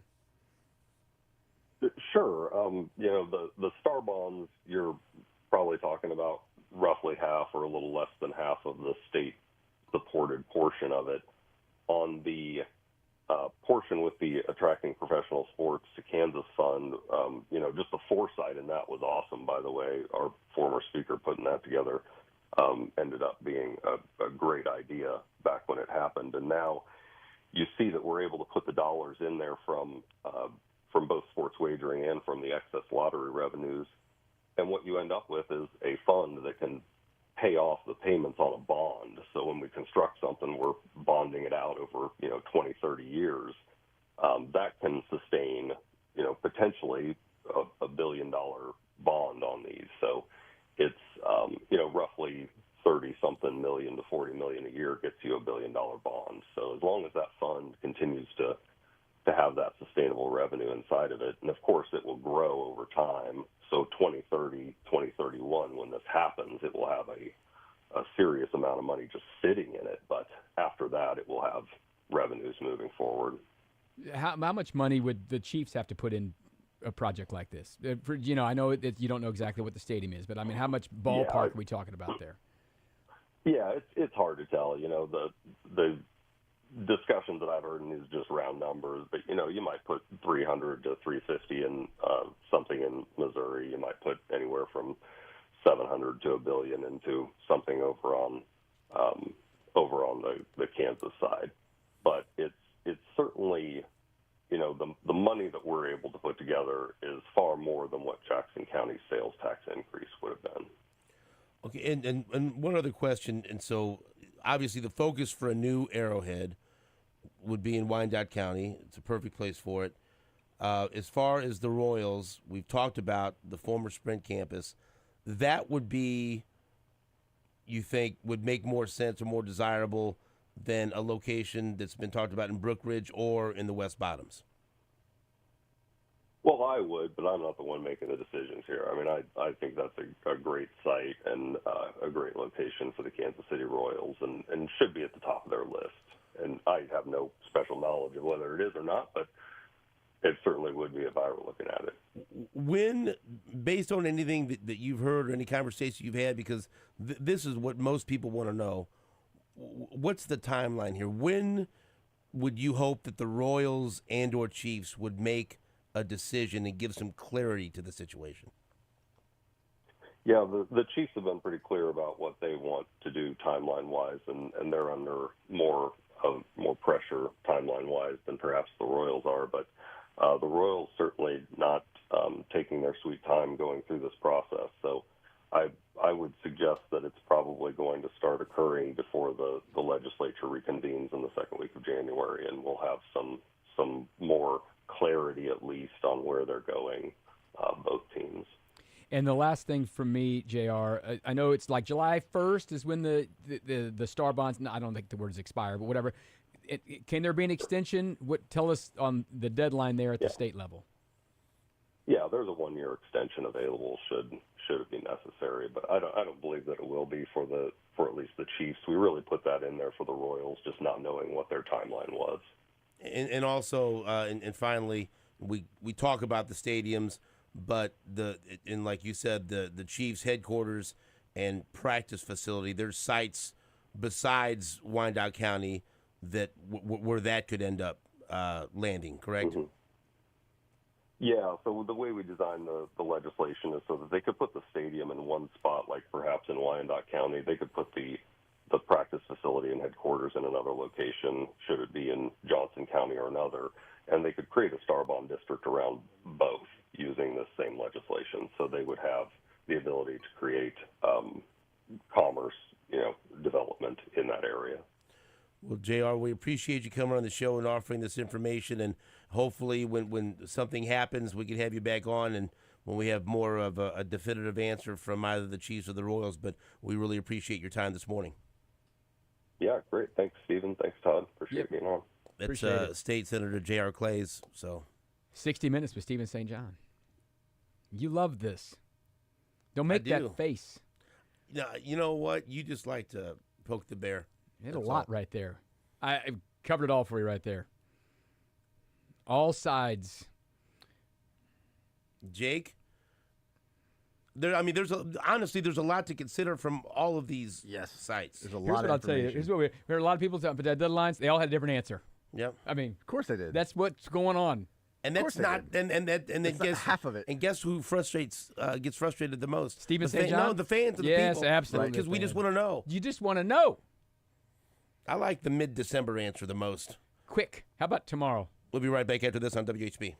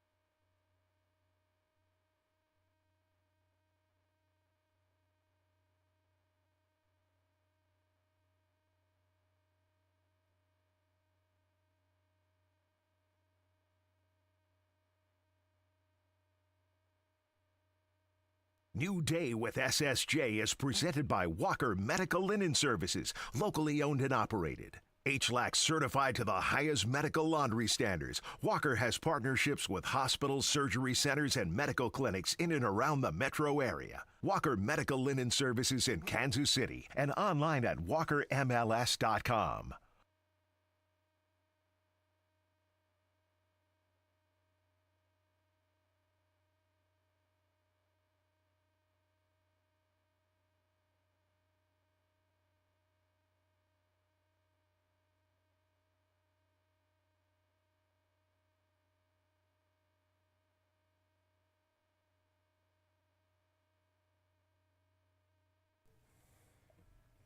Welcome back to the show. Boy, I go to the bathroom, come back, and Nate Bucati's sitting in studio. Unbelievable. We got all these politicians on. I thought, maybe I want to run for office. Come in here and see what I can do. Would you? No, God, no. I'd like to be your Ray Donovan, your fixer, if I could. Well, okay, now I'm considering it. I'll be your campaign manager. He's got some platforms he'd like you to run on if you possibly could. I think I might need to distance myself from some of those. I don't know. Tell you what, or lean into him. One guy who'd vote for you is Coach Gary Barnett, I think. Coach, good morning. How are you? I'm well, Stephen. What's rolling there? There's the Jayhawk offense. That's what's rolling. Jesus, here we go. This guy didn't come on all week until he wants to talk. Listen to me, Coach. I don't see him anywhere. He appears when we're going to have Lance Leipold on, and then we're getting ready to have you on, and I see him walking down the hall. Yeah. Other than that, I don't see him, so you know where his loyalties lie. But, Coach, it was a good weekend. I know K-State had the bye week, but, man, it was a hell of a weekend for Missouri and Kansas, and we will get to Kansas. But this Missouri-Oklahoma game, and I know you've seen way more football than I have, but I've watched a lot of football. I was hosting a watch party for this thing, and we went from Missouri's going to win, Missouri's going to lose, oh, my God, Missouri just won, and this is all within about 4 minutes. 4 touchdowns scored in the final few minutes. Missouri went up 7, missed an extra point. Oklahoma drives down the field, scores a touchdown. Then they get a scoop and score. And then here comes Drew Pine, who all of a sudden looks like he did at Notre Dame, drives down to the 2-minute offense, throws a beautiful touchdown pass to Theo Weiss, and then Mizzou gets a scoop and score. It was almost like if you would have seen that in a football movie, you'd have said, that's not realistic. That wouldn't happen in a real football game. What the hell happened in those final 5 minutes in Columbia? I got to tell you, I was in my hotel room in Homewood Suite in Lubbock, Texas, where we didn't get the game. Oh, no. So I'm on the phone with Mary, and she's going through play-by-play as the plays unfold. And that's how I got to listen to the Missouri game. So, so crazy game. Great story for Drew Pine, though, huh? Is that awesome or yes. what? And, that Oklahoma, not a team you're going to stand up and brag about beating this year, but every win in November is valuable and important and a real credit to your football team. So, credit to Missouri and to that team hanging in there and finding, 4 turnovers always helps your chances of winning. And so that's, it was a great game for Missouri. Just an exciting game to watch. I'm sure your party was going crazy. No, people went nuts at the end. But I do have to ask a question. So, I mean, you're an expert. How did Mary do with play-by-play? Accurate? Was it did she deliver all the information? She was a little stoic, actually. I expected her to be a little more excited, but she was more like a play-by-play, more like her husband probably, more like a play-by-play guy, a little more. Here this happened. Oh, he just picked it up. He's running for a touchdown, and so anyway, just giving you the facts, what you needed to know. Okay, she gave me the facts. That's all I needed. And so I do want to ask you about Drew Pine because I mentioned this the other day when I was talking about the game. There was one point in the game where when the Mizzou offense wasn't moving the ball, and he walked off the field, and the camera stayed on him, and he was dejected, and you could just tell, wow, his confidence is gone. and the crowd was unhappy, and you could just tell there was grumbling. Then you advance to the second half. They open things up a little bit. He throws a touchdown pass, and all of a sudden the same guy is doing the Conor McGregor walk on the sideline, and his teammates are jumping up and dancing around him. And from that point on, I'm not kidding you, Coach, it was like someone possessed his body. He started throwing the ball downfield. He was throwing the ball with accuracy. He was sidestepping the rush.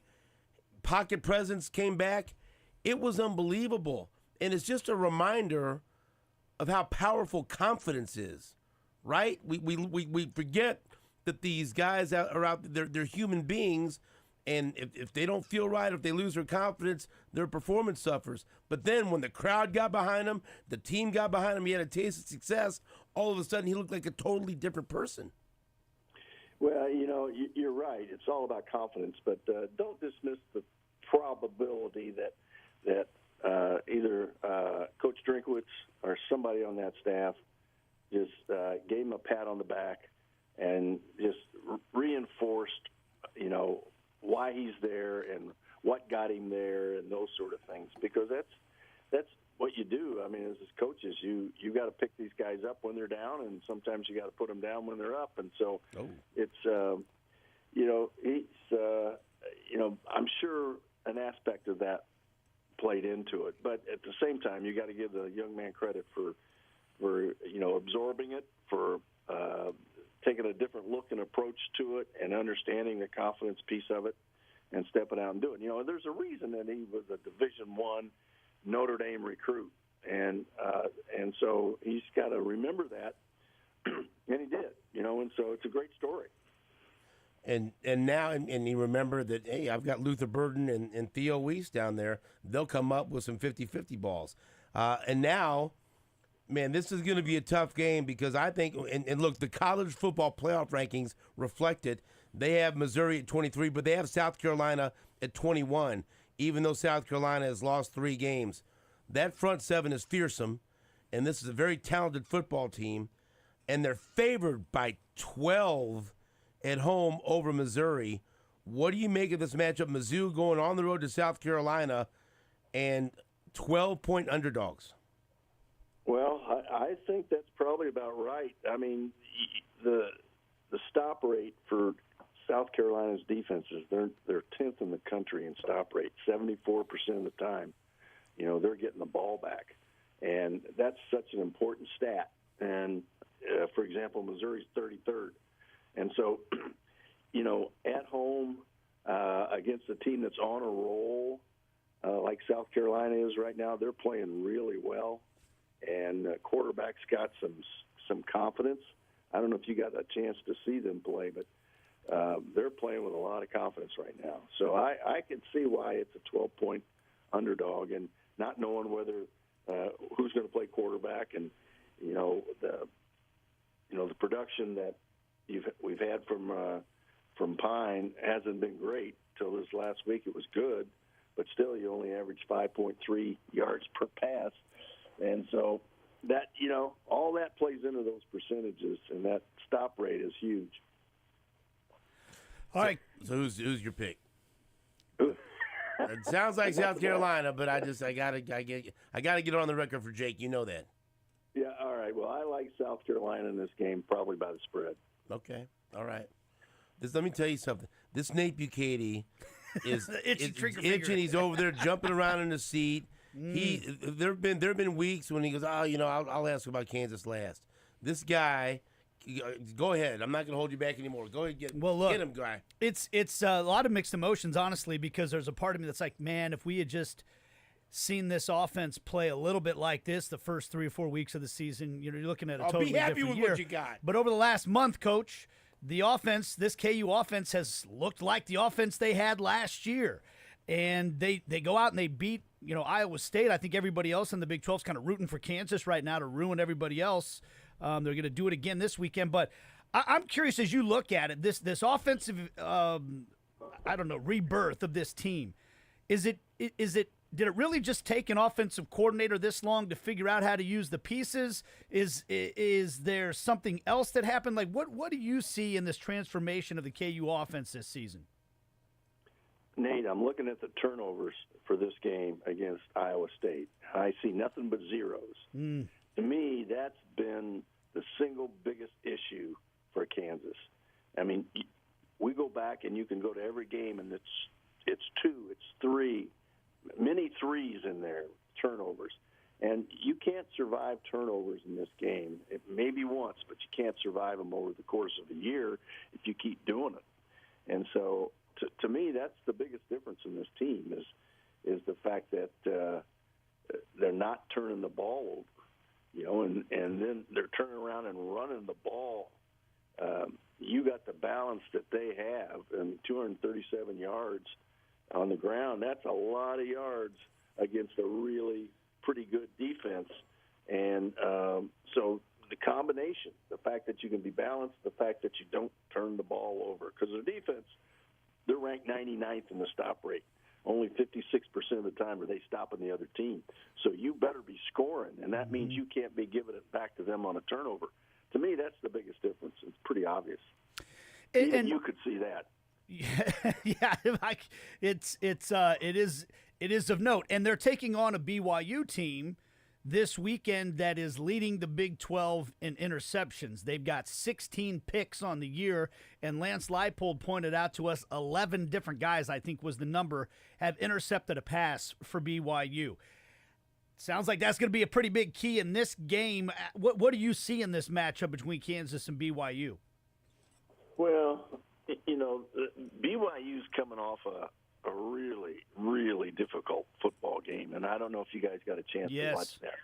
If you stayed up, because I did too, and that was a heck of a game that they played, and an emotional game. And whether we think they got lucky or not because of the holding call, it was a holding call. It's just that they hadn't called those all game, and they decided to call it then. And so, you're playing at BYU, but you notice the spread. It's not very much. So there's a lot of respect for Kansas out there if they don't turn the ball over. I mean, it's 3.5, I think, is what it started at. And the other thing is, I go back to this defensive stop rate. BYU's only stopping people 66% of the time. They're 42nd. So, offense is going to, if Kansas can keep them turning the ball over, I think they got a chance to outscore this team. Quarterback's playing well, and they got good receivers, and they got a lot of momentum right now. But Kansas does too, and so I'm saying BYU coming off that game that they played last week, they got to be tired. Even though it's a home game, I think Kansas hangs in there. I don't know if they're going to win this game, but it's going to be another really close game. So you mentioned Utah, and I played. Nate had not heard these clips until I played them for him yesterday. I would like you to listen to the Utah AD after the game. Coach, Coach, he just was not happy very much at all. Play that, Jake, for me. 12 years, this game was absolutely stolen from us. We were excited about being in the Big 12, but tonight I am not. We won this game. Someone else stole it from us. Very disappointed. I will talk to the commissioner. This was not fair to our team. I'm disgusted by the professionalism of the officiating crew tonight. Thank you. Well, he don't like it in the Big 12 anymore, Coach. Yeah, well, he's got a $40,000 fine. They threw 2 interceptions. They threw 112 yards passing. You know what? They lost the game, and it was still first and what was it? 88 yards that BYU had to go with less than a minute left, or at a minute left. Yeah, that didn't lead to a touchdown right there, that call. No. I mean, come on. It was one call that was I don't think it was questionable. I think it was a hold, but whether you call it or not, that's a different deal. but they had the ball 12-yard line and still had to go 88 yards with BYU did with under a minute and 25 seconds left, and they let them do it. So what do you Coach, better look at both sides. And I kind of think it was a hold. Yeah, you said it. Steven said it. To me, like, don't we have enough bad calls? Like, don't we have enough times where there's a call that was clearly wrong that we could focus our energy on those instead of calls that we actually all kind of think were probably right, but should you call it? Like, I think we're really putting refs in a terrible spot if we're going to criticize them even for calls that were probably right. Yeah, I totally agree with you. Utah had 3 turnovers in a game. So, And Utah dropped an interception on the drive. Like, they had one in their hands. Come on, Utah.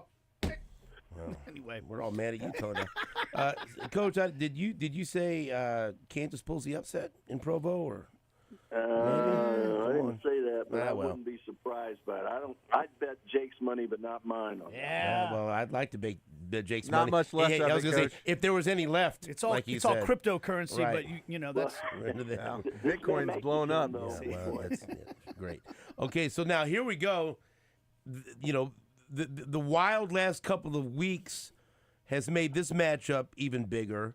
You've got Arizona State and Kansas State with identical records, 7-2 and 4-2 in the conference. So Arizona State's alive in this deal. Arizona State at Kansas State coming up on Saturday night. What about this matchup, Coach? Well, I got to tell you, Arizona State's rolling, but they're not very good on defense. And Kansas State's 5.5-point favorites. I'm going Kansas State all the way. They've got to be upset. And after the last game, I think Arizona State's if Scadaboo plays, it's going to be a hard game. But Kansas State's just too solid of a football team. I got Kansas State all the way here. Yeah, and Kansas State coming off a bye week. I have them now favored by 9. I don't know. Well, that tells you something. Exactly. It opened at 5.5, so I 9. That's a little tough. But, right. I do think playing at K-State that K-State wins this game. K-State's eager to get back and play after that game against Houston. I sure would like that 5.5. If you could tell me where I can get that now, if that's possible, let me know. Boy. Okay, so and that's a huge matchup as well. Now, Colorado in control of their own destiny now when it comes to the Big 12 and the Big 12 championship, and they got a pissed off Utah team coming to town. And so I don't like. This could go a couple of different ways, right? They could be really mad, and they're going to go out there and they're going to play their best football. Take it out on the opposition. Or they could be still thinking about that call and not have their heads in it. It's all going to be, I don't know what to expect. So I'll ask you, what do you expect from Utah when they come to Boulder for the morning kickoff on Saturday? First of all, I expect a low-scoring game. Secondly, you've got 2 really good defenses playing each other. Colorado's 16th in stop rate, but Utah's 14th. And if you watched them play, they played really good defense the other night. I mean, they're really good on defense, and they're very physical. I'm eager to see how we stand up to the physicality of this game, because the games that we played physical teams against early on, we didn't stand up very well. So I think this probably is a low-scoring game. I don't know that Utah can score against us. They're going to play the third quarterback. They got and he struggled all year. But the 10.5 spread, boy, I don't see that. I think Colorado's got a real good chance to win this game, but against physical teams, we don't put that many points on the board. We struggle in there, and so I think if it becomes a shootout, I like our chances. If it's not a shootout, it's just a low score. 10 points is 10.5 is a whole lot to beat Utah by. A team that was picked to win the conference. So, I think this is going to be a low-scoring game. So Coach, you know this team better than anyone. Yep. Is this, with 3 games left, in second place, in control of their own destiny to get to the Big 12 title game. Is this where you thought they would be? Are you surprised where they are? How do you feel based on what your expectations were for this season? Well, my expectations, everybody, all my buddies wait for me to go to a month of practice, and then I tell them what I think we're going to get. And I've been pretty right on with teams in the last 10 years. So I came out of early fall practice, said this is a 6 or 7 win team, and we're at 7 right now. Now, you looked at our schedule, and the last 3 games we were going to have to play, actually the last 4, Tech, Utah, Kansas, and Oklahoma State were all ranked in the top 25 when this season started. So it looked like we had a brutal schedule going in. Now things are different. And so we're playing with a lot of confidence, but more importantly, you're playing great defense. And that gives us a chance against these teams, especially a team like Utah, who isn't going to score a lot of points on you. And so I like our chances here. Against Kansas, that is going to be a real test for us. We're going to come play there in Kansas City. And in Okie State, you don't know what you're going to get in Okie State. So right now we're right at what I thought we were capable of. They've demonstrated to me because of their defense that they can be better than that, and I think that they will be. I think we'll win more than 7. Will we win 10 and play in that game? I don't know. This game and Kansas, those 2 games are such critical games for us. And it better be this week first and then Kansas the next week rather than looking ahead. So we're right in there. We have a chance. We have 2 great players. We have a great set of receivers, as you guys know. But what really gives us a chance is the way we're playing defense. All right, and I'm not looking ahead to the actual game. I'm just going to throw something out there to you. Feel free to throw it back. We're planning on a show outing. Jake and I and Lebo and maybe a couple others. Nate refuses to socialize with us, so he won't be there. But we're planning on going out to the Colorado-Kansas game. Any interest in a pregame meetup, or would you like to steer clear of Jake and our bad mojo? We'd love to see you. I know you get there early, but any interest in at least saying hello, or should we leave you alone on game day? Oh, no, absolutely. I'll be there. We're on the air 2 hours ahead, and so I just got to work around that. Are you going to be at the stadium? Yeah, we're going to go out there and just enjoy the game because, look, to me, when you look at this game on paper, this is going to be one of the most exciting games of the season. And Jake's an NFL draft nerd, and he wants to go ahead and start scouting Shedeur Sanders. He'll have a notebook and everything else. And I just want to see a compelling game. We have Lance on every week, and so I've had this game circled. Now, I think this will end up deciding who plays in the Big 12 title game, and so we're all over it just as football fans. Well, let's connect next week, but we go on the air 2 hours before. I get there 4 hours before generally, and then I've got about 45 minutes directly before the game that I'm free. So we can make this work, and let's do hook up. Jake just needs 5 minutes to pepper you with questions about what you see in the warm-ups, and that's it. And then the rest of it can be social. So I'm looking forward to it. All right. Hey, one other game I want to ask you about. Who do you like? Tennessee at Georgia. Georgia's favored by 10. I like Georgia coming back, and Tennessee playing with a backup quarterback. I don't know if the kid's ready, but Tennessee's playing great defense too. I think that's too many points, but I think Georgia wins. Coach, as always, thank you for the time. Good luck to Colorado this weekend because we want that game at Arrowhead to mean a lot, and I think it will. So we'll talk to you next week. Great, guys. Great being with you. Thank you, Coach. All right, now what do you say about this? I've set it up now, Jake. There's a 45-minute window because I think you're going to back out. But now that Coach is in on this thing for just a pregame get-together, I don't see how you can do that to him. Oh, I would never do that to Coach. He was more than willing. my concern still is to be What concern do you show me some tickets and I'm in. What would show you? Who am I? What the hell does that mean? Means you're the man. You I can don't if know about if that. you want to go. I'm no Nate Bucati, but I try. And What's that supposed to mean? And I want you to go. I wish I could. want you to go. I want to go. I want they. I want they. We'll put you on FaceTime, but just put you FaceTime it on the Jake's lap. iPad. Just carry you around. Are you available in that window to? put Yeah, on I iPad? think I'm gonna try to find. I'm gonna be in New York, so I Let me think I'm guess. gonna, You're gonna try to find a bar. Huh? yeah, Right. try to find like a KU Find bar. out. You know, yeah. Is there one? There's You a know couple. of? There's one in Midtown and there's one in the East Village, and I need to look up. I think you need to go to the East Village. Don't you think? That sounds you know. Yeah. Nate's in the East Village watching this game. I'm taking my mom with me.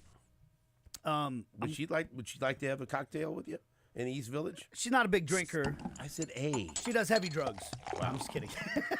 Okay, once again, East Village. There you go. Yeah, you'll be in the right spot. No, my mom doesn't really. She's not. She, you know. I'd like to. Big fan of She's smack. a sober. She's a sober person. Would for the like most part. to. I would like to apologize Anything that to doesn't involve Nate's mom needles.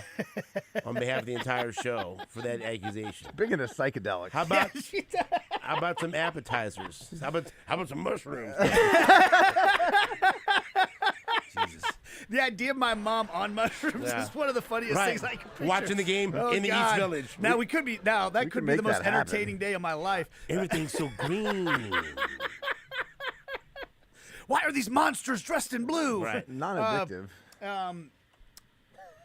In all seriousness, I'm excited. I'm going to take her to Rockefeller Center. You know, we're going to try to do a little bit of the. I'm going for work, but we've got that time to spend in the city together, and taking her on part of the trip. And so I think we need to find. I know there's a good bar, a good KU bar in the East Village I've been told about, but I've never been there. I've been to the one in Midtown. So then when's and your it's game? It's not a game. I'm doing Galazzo Network shows. So, like, starting the next day. My point is, like, Yeah. that night, Yeah. you're I'm you're, free. You're We're good. free. Yeah. So you can get after it. Yeah. Well, maybe. I mean, like if Kansas is winning and they win at BYU, you're not gonna. Oh, everybody. I mean, I'm gonna have my mom with around me. on me. I mean, no, but just Is fire that it an up. update to your schedule, by the way? I think I put it in the email. No. Yeah. I want this to play out on I there think right I did. No. Play it on there. Didn't I attach my updated schedule? look, with there's the last Shane. email I sent? The last email you sent said you weren't doing Glazo till Shane, 12-1. You gonna beat Arizona Yeah, that's it. State? Oh, sorry. Well, the KU game's the 23rd, right? It's the 30th, I thought. What? The date on the KU Colorado game? Am I wrong? Probably. I don't think it's the 30th. Maybe I have it wrong in my 23rd. head. Oh, it's the 23rd. Oh, well, then I'm in.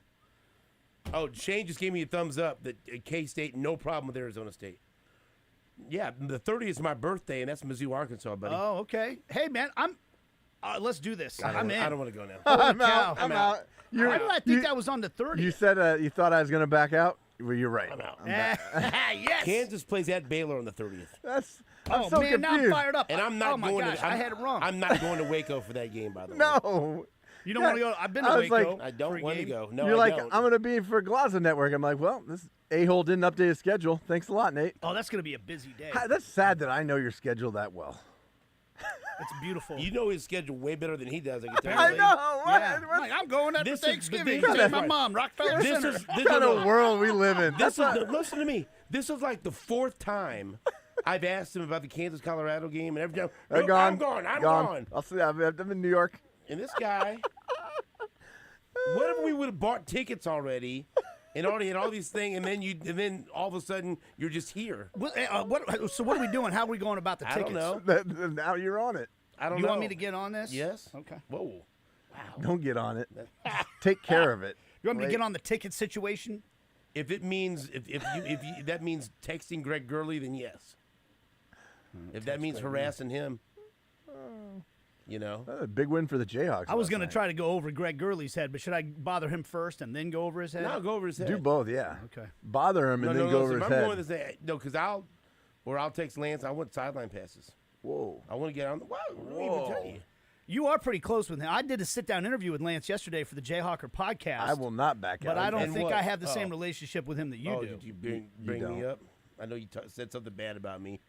No, he's a fan of yours for some reason. I know, but I know you tried to say I know, something this- bad about me. Guys texting back and forth. No, I mean, I never say bad things about what's you. wrong with No, I'm respected. I'm you? jealous Shoot of your it. To be shot. What's honest wrong with- with? Don't you want field passes? Yes. Yeah. Oh yeah. I mean, I'm not saying I can, but like You're gonna guarantee I don't spent back out of 14 this? years on the KU sideline. You know, I don't know that I need. But here's the deal, though. You're out. The best way to not get him is not ask. That's right. The only way we can get him is if I ask. So should I hold off on hitting up Gurley? No, hit him up and Yeah, ask. let's exhaust every option. How should I? Tell me. I'm texting right now. Tell me how to phrase St. this. John wants field passes St. John and wants tickets? best seats in the house. Yeah. Best seats available. Best seats available for in the fourth. Lebo, come here. No. It's all working out. He just realized on the air that he's in town for Kansas, Colorado. Yeah, he's not out of town. We're doing this on the air. We're texting Gurley. I'm asking for field passes and the best seats in the house. Are you going to go? The 23rd. Yes. November 23rd, 2:30 2:30. kickoff. But and Gary Barnett just committed. Yes. He's got a 45-minute window, about 2 hours before kickoff, where he'd like to get together with us. Okay. So I'm going to set all these things up, but then I don't want to hear. All right, this is how I phrased it. I'm going to play poker in Lee Summit or something like that. I don't want to hear that. This is how I phrased it. What? St. John 'Cause wants these four field right here, passes yeah. and best seats available for Tell a me the group four. morning show party. I'm just saying party because wait, Dieter, you know, we got maybe other people. Dieter did say he wanted to go. Okay, so St. John he wants says field a lot of passes things. and That's best right. seats available for a group morning show watch party at the KU Colorado football game. Steven says if you are as big of a deal as you pretend, Present yourself. As you present yourself. Present. yourself, This should be no problem. This should be No no problem. problem. How often I had never asked. Do we Gurley think for this is nothing. going to work? Yeah. Send? We go with Send that? and then say, Boom. we need the answer post haste. Right. And guess what? If not, I'll go right over his head. Right. You want me to send that too as a text? Or just, No, just no, wait? no. Let's Yeah, wait. we'll let Okay. it breathe. Why don't you just tell Coach Leipold get this done? Well, for us? we will. That's why I next don't want to option. do that. That's next with option. Gurley. Yeah, we're going to go through I Gurley want first. Gurley to do my bidding first. Yeah. See what kind of clout he really has. Tell him, radio personality of the year. Yeah, by the way. But you know, in case he didn't hear over in Lawrence. Yeah. You Yeah. know, I'm not afraid to throw that around. Kansas City I only got about media 10.5 months left of that. next So I'm going to throw that radio around. personality Yeah. Ladies of and gentlemen, the Stephen year. St. John. Stephen St. John. If you don't know, now you know. There you go. Winning. There. Now see, that's all. This comes together. Still hilarious to me. That Nate had no idea he'd be in town. You declined 4 times. Nope. Wish I could go. Oh, I feel so bad. I don't know why I had it. I start working the next day, so I'm You're free. lucky because I'm I like, almost huh. tried to get this done a couple of days ago. I was like, huh. But then I went. The only reason I waited, you better thank Dieter. I waited to ask Gary tomorrow before I pulled the trigger. If we'd have pulled the trigger, you'd have been sitting at home already. Maybe tweeting at Nate. Maybe sitting on his couch. And then we'd have been FaceTiming Oh, you man. from over the park. There he is. This is going to be fun. Now, I'm going to tell you what. Coach Barnett's going to be is a big, gigantic regret No. based on Nate's this here? group. Yeah, right. No, just us. Like, oh, God. You know. Well, Jake's like, hey, by the way, Coach, the weather conditions, which team does that favor? I don't, how's that affect the spread? Where are the Chiefs that weekend? we just looked that up. They are playing. They're gone. Because Dieter's going to blow us off for Is it like some Carolina? kind of fancy suite Yeah. tickets with Mahomes, right? I think it's Carolina. I don't think anyone's It is. jumping through hoops to go down to They're Carolina. playing to watch at the Carolina. games. Okay, so Yeah. so Mahomes won't be like in a Right, fancy no. suite at the No, KU no, game that No, night. he'll be in Carolina. Okay, so We Dieter hope. might And actually it's go with us. It's a 2:30 kickoff. Right. So it's perfect. Yeah. Not too early, not too late. It's right there in the Yeah. wheelhouse. Can we get there early? Oh, have that's some what I'm fun? talking about. It's all laid out for us. Oh man, I can't wait now. Celebrate my birthday a week early. Yeah. Still You know. hilarious. It is funny. Watch. We're gonna find. Wait. Hold on, guys. Wait. I am out of town. I'm sorry. I like the fact. See, that's why it's good for me to sort these things out with Jake, not just via email, but Right. we talk things through. Well, we're all on the same page eventually. Back after this on WHB. All right, I might not be able to get my dates straight, but one thing I do have straight is the best place to get a Ford is Victory Ford at the Legends in KCK. It's where I got my last 2 cars, and it's where I'm going to continue to shop anytime I need a car going forward because Brian Pringle and the guys and gals at Victory Ford do an incredible job. The customer service is second to none. Golden rule, golden rule, golden rule. They treat you with the golden rule. They treat you the way you want to be treated every time you walk in the door. It's easy to get to from anywhere. It's right off 435 and I-70 at the Legends in KCK. They've got some great deals going right now on just about everything. Also, right now, till the end of the year, if you buy an e-vehicle from Victory Ford, they will throw in the charger and install it for free. That's a great deal. Plus much more. They always say at Victory Ford, our first price is better than their last, and they mean it. So check them out. Victory Ford, the Legends in KCK, and online at victoryfordkc.com.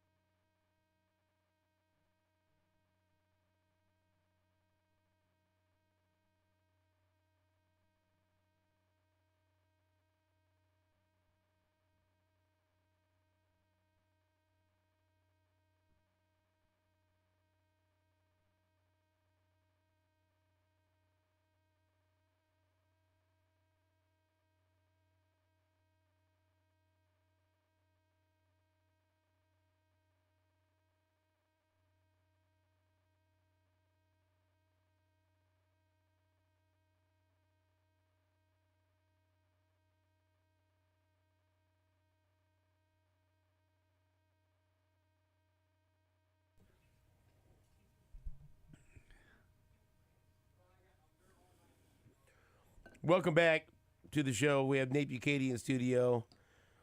And in case you missed it, all of these conversations will be podcast by the deft hand of Jake Gutierrez. We had Mayor of Kansas City, Missouri, Quentin Lucas, on the show at 7 a.m. And then we talked to Clay County Commissioner Scott Wagner. And then we had Kansas State Senator J.R. Clays on the show, all in the 7 o'clock hour, talking about the stadium issues. And you can listen to the podcast. They'll be put on later after the show at 810WHB.com. I'm working on it now. I have a couple cuts from each one of the men you just mentioned, Thank Scott you. Wagner, J.R. Clays, and Mayor Quentin Lucas. Okay, what we do you are a wanna little play short first? on time. Right. I think we should just start in order, and we can come back and play some in the next segment as well. But, Yes. Let's play a clip here this morning from Mayor Lucas talking about the stadium situation. Is there anywhere else in Kansas City that you guys have had recent conversations about for a baseball stadium? Or is it mostly Washington Square Park at this point?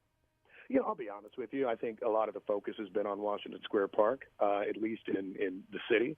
We don't abandon the other sites. There still is a giant empty star printing press on the East Crossroads location. And, I think that campaign was unfortunate in some of frankly, there was a short time frame. I think there was strong anti-messaging. And I'll note I was golfing out at Swope Park, and a guy came up to me who voted no, and he said, yeah, I just wanted more details, but they're going to stay, right? And so I was like, well, man, you didn't help. But, nonetheless, while East Village still exists and is empty, while there's still East Crossroads out there, there's even kind of a North Loop project, other side of downtown near River Market. I think most of the conversation has been towards Washington Square Park because, I'll be honest, and this is Quentin talking as a Kansas City and not necessarily the mayor, right? It just makes a lot of sense.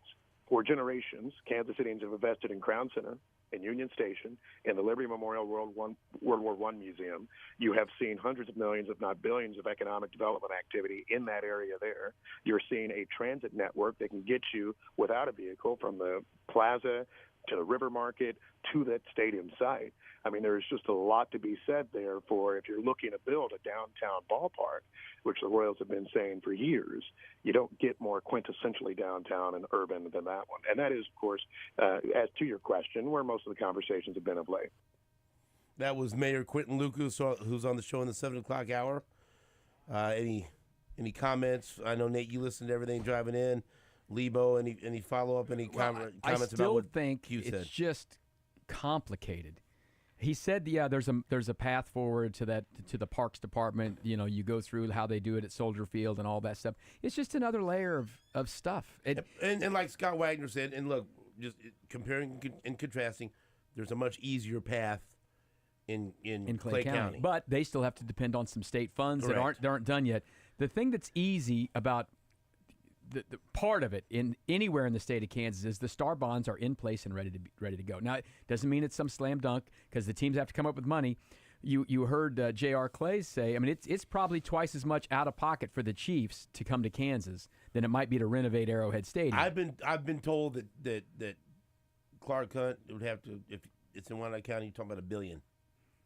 From them. Yeah, from them. Early on, people were saying $600 million, $700 million. It could be closer to $1 billion. Yeah, so it's all of these things are complicated, and we've said this dozens of times. You got two state lines, or you got a state line. You got two states. You got multiple counties in each state. You got cities. You got parks departments. It's not easy. Nate? Yeah, it is incredibly complicated. To me, if I'm just thinking about Kansas City, I think the Chiefs ought to end up on the Kansas side with a brand new stadium that has a rolling roof. That changes the dynamics of the entire city. That brings Final Fours. That brings a possible Super Bowl. That brings winter concerts. Winter concerts. But even most importantly, Super Bowl. NCAA national championship. You ain't said the most things important like that. thing. Do we have to tell them what the most important thing is, Jake? What is it? WrestleMania. That's right. WrestleMania live in Kansas City. Yes. The thing about you think I'm playing? No. The idea of the Royals playing at the former Sprint campus, from a selfish standpoint, the Royals would be in walking distance from my house. That sounds wonderful. But from a would you walk to the games? Yeah, Really? hell yeah. Why wouldn't I? I would want you to. That's all. It's always leg day. There would be no reason to drive there. I mean, it would be that close to my house. It'd be faster than driving. Nice parking. But the nice parking. But from a I can like see you driving. to me, like I don't know. How many times have you walked to work? If you're going to put, I used to ride my bike to work. I know, until you almost got hit by a car. Yeah, and then I realized no one's paying attention while At driving. 5 in the morning. How quick did that end? When I Like pulled a up week. when I pulled up at a stoplight and there was a young person at the stoplight in their car eating an apple and reading their phone at the same time. Here's the deal. And I was like, well, that person's going If to kill Nate, me. put me in a if car. Nate is going to walk or ride his bike to work, I'm sold on Overland Park. Let's go. To the Royals game? To the Royals game, yeah. Of course I see you would. walking I out there. absolutely would walk there because there would be no point in driving. But to me, there would be no like. Why would you get rid of Kauffman Stadium to build a new baseball stadium in the burbs? Well, that's because you can have development around it. You can have apartments. You can have stuff. but And they Don't they cannot say do like that 70 at or 75% of their season ticket holders are from Johnson County? Yeah. But like, what does it do for the The city? Royals claim 75% of their season ticket holders and sponsors. Here's what I'll and say the now. Chiefs 60%. Here's what I'll Johnson say now County. about that. I think John Sherman, in his heart of hearts, wanted to do something for the city, for Kansas City. And they tried to do it, and they got roadblocked 45,000 times. And then they finally got something on the ballot, and they got slapped down. So eventually, are you going to keep trying? I don't know. They look like they're still trying now, but after a while, I mean, persistence pays off, or are you done getting told no? Or how hard it is. Right. It does seem like it's a lot easier to get things done in Kansas right now than in Jackson County. Oh, they're waiting. It's the They got their leg out. The yellow brick road has been paved. Yeah. We'll take a break back after this on WHB. Stephen St. John here, and I'd like to tell you more about my great friends at Randy Kernow Buick GMC in KCK, just off 78th and State. Man, right by where my grandparents used to live. And so I'm very familiar with that part of town, and I'm very familiar with Randy Kernow because I just bought my car there, my beautiful Acadia Denali that I love, and I went to Randy Kernow because they are all about building relationships. They have a team of sales experts with an average of over 10 years with the dealership. They have a culture that prioritizes integrity and community. They're not there just to sell you a car. They're there to help you find the perfect fit. They have so many wonderful vehicles out there, brand new, pre-owned. They even have a Kernow Reserve, a special collection of luxury vehicles. And they have some unbelievable cars there. Where else can you buy a Denali and a Porsche at the same place? And listen to me, an outstanding collision center, certified body shop with all GM parts, plus certified parts for most other brands as well, and a service department. My guy Steve's out there, and let me tell you something. We've had a couple of issues with my wife's car. We went out there, and they took care of business. And let me tell you something, right back in our car within a day. And it's about convenience. It's about being taken care of and great customer service at Randy Kernow. That's what they're all about. So if you would like to check more out, check out all their inventory and get more information, go to randykernow.com, or you can go out there off 78th and State in KCK. And when you talk to anyone from Randy Kernow Buick GMC, please tell them Stephen St. John sent you.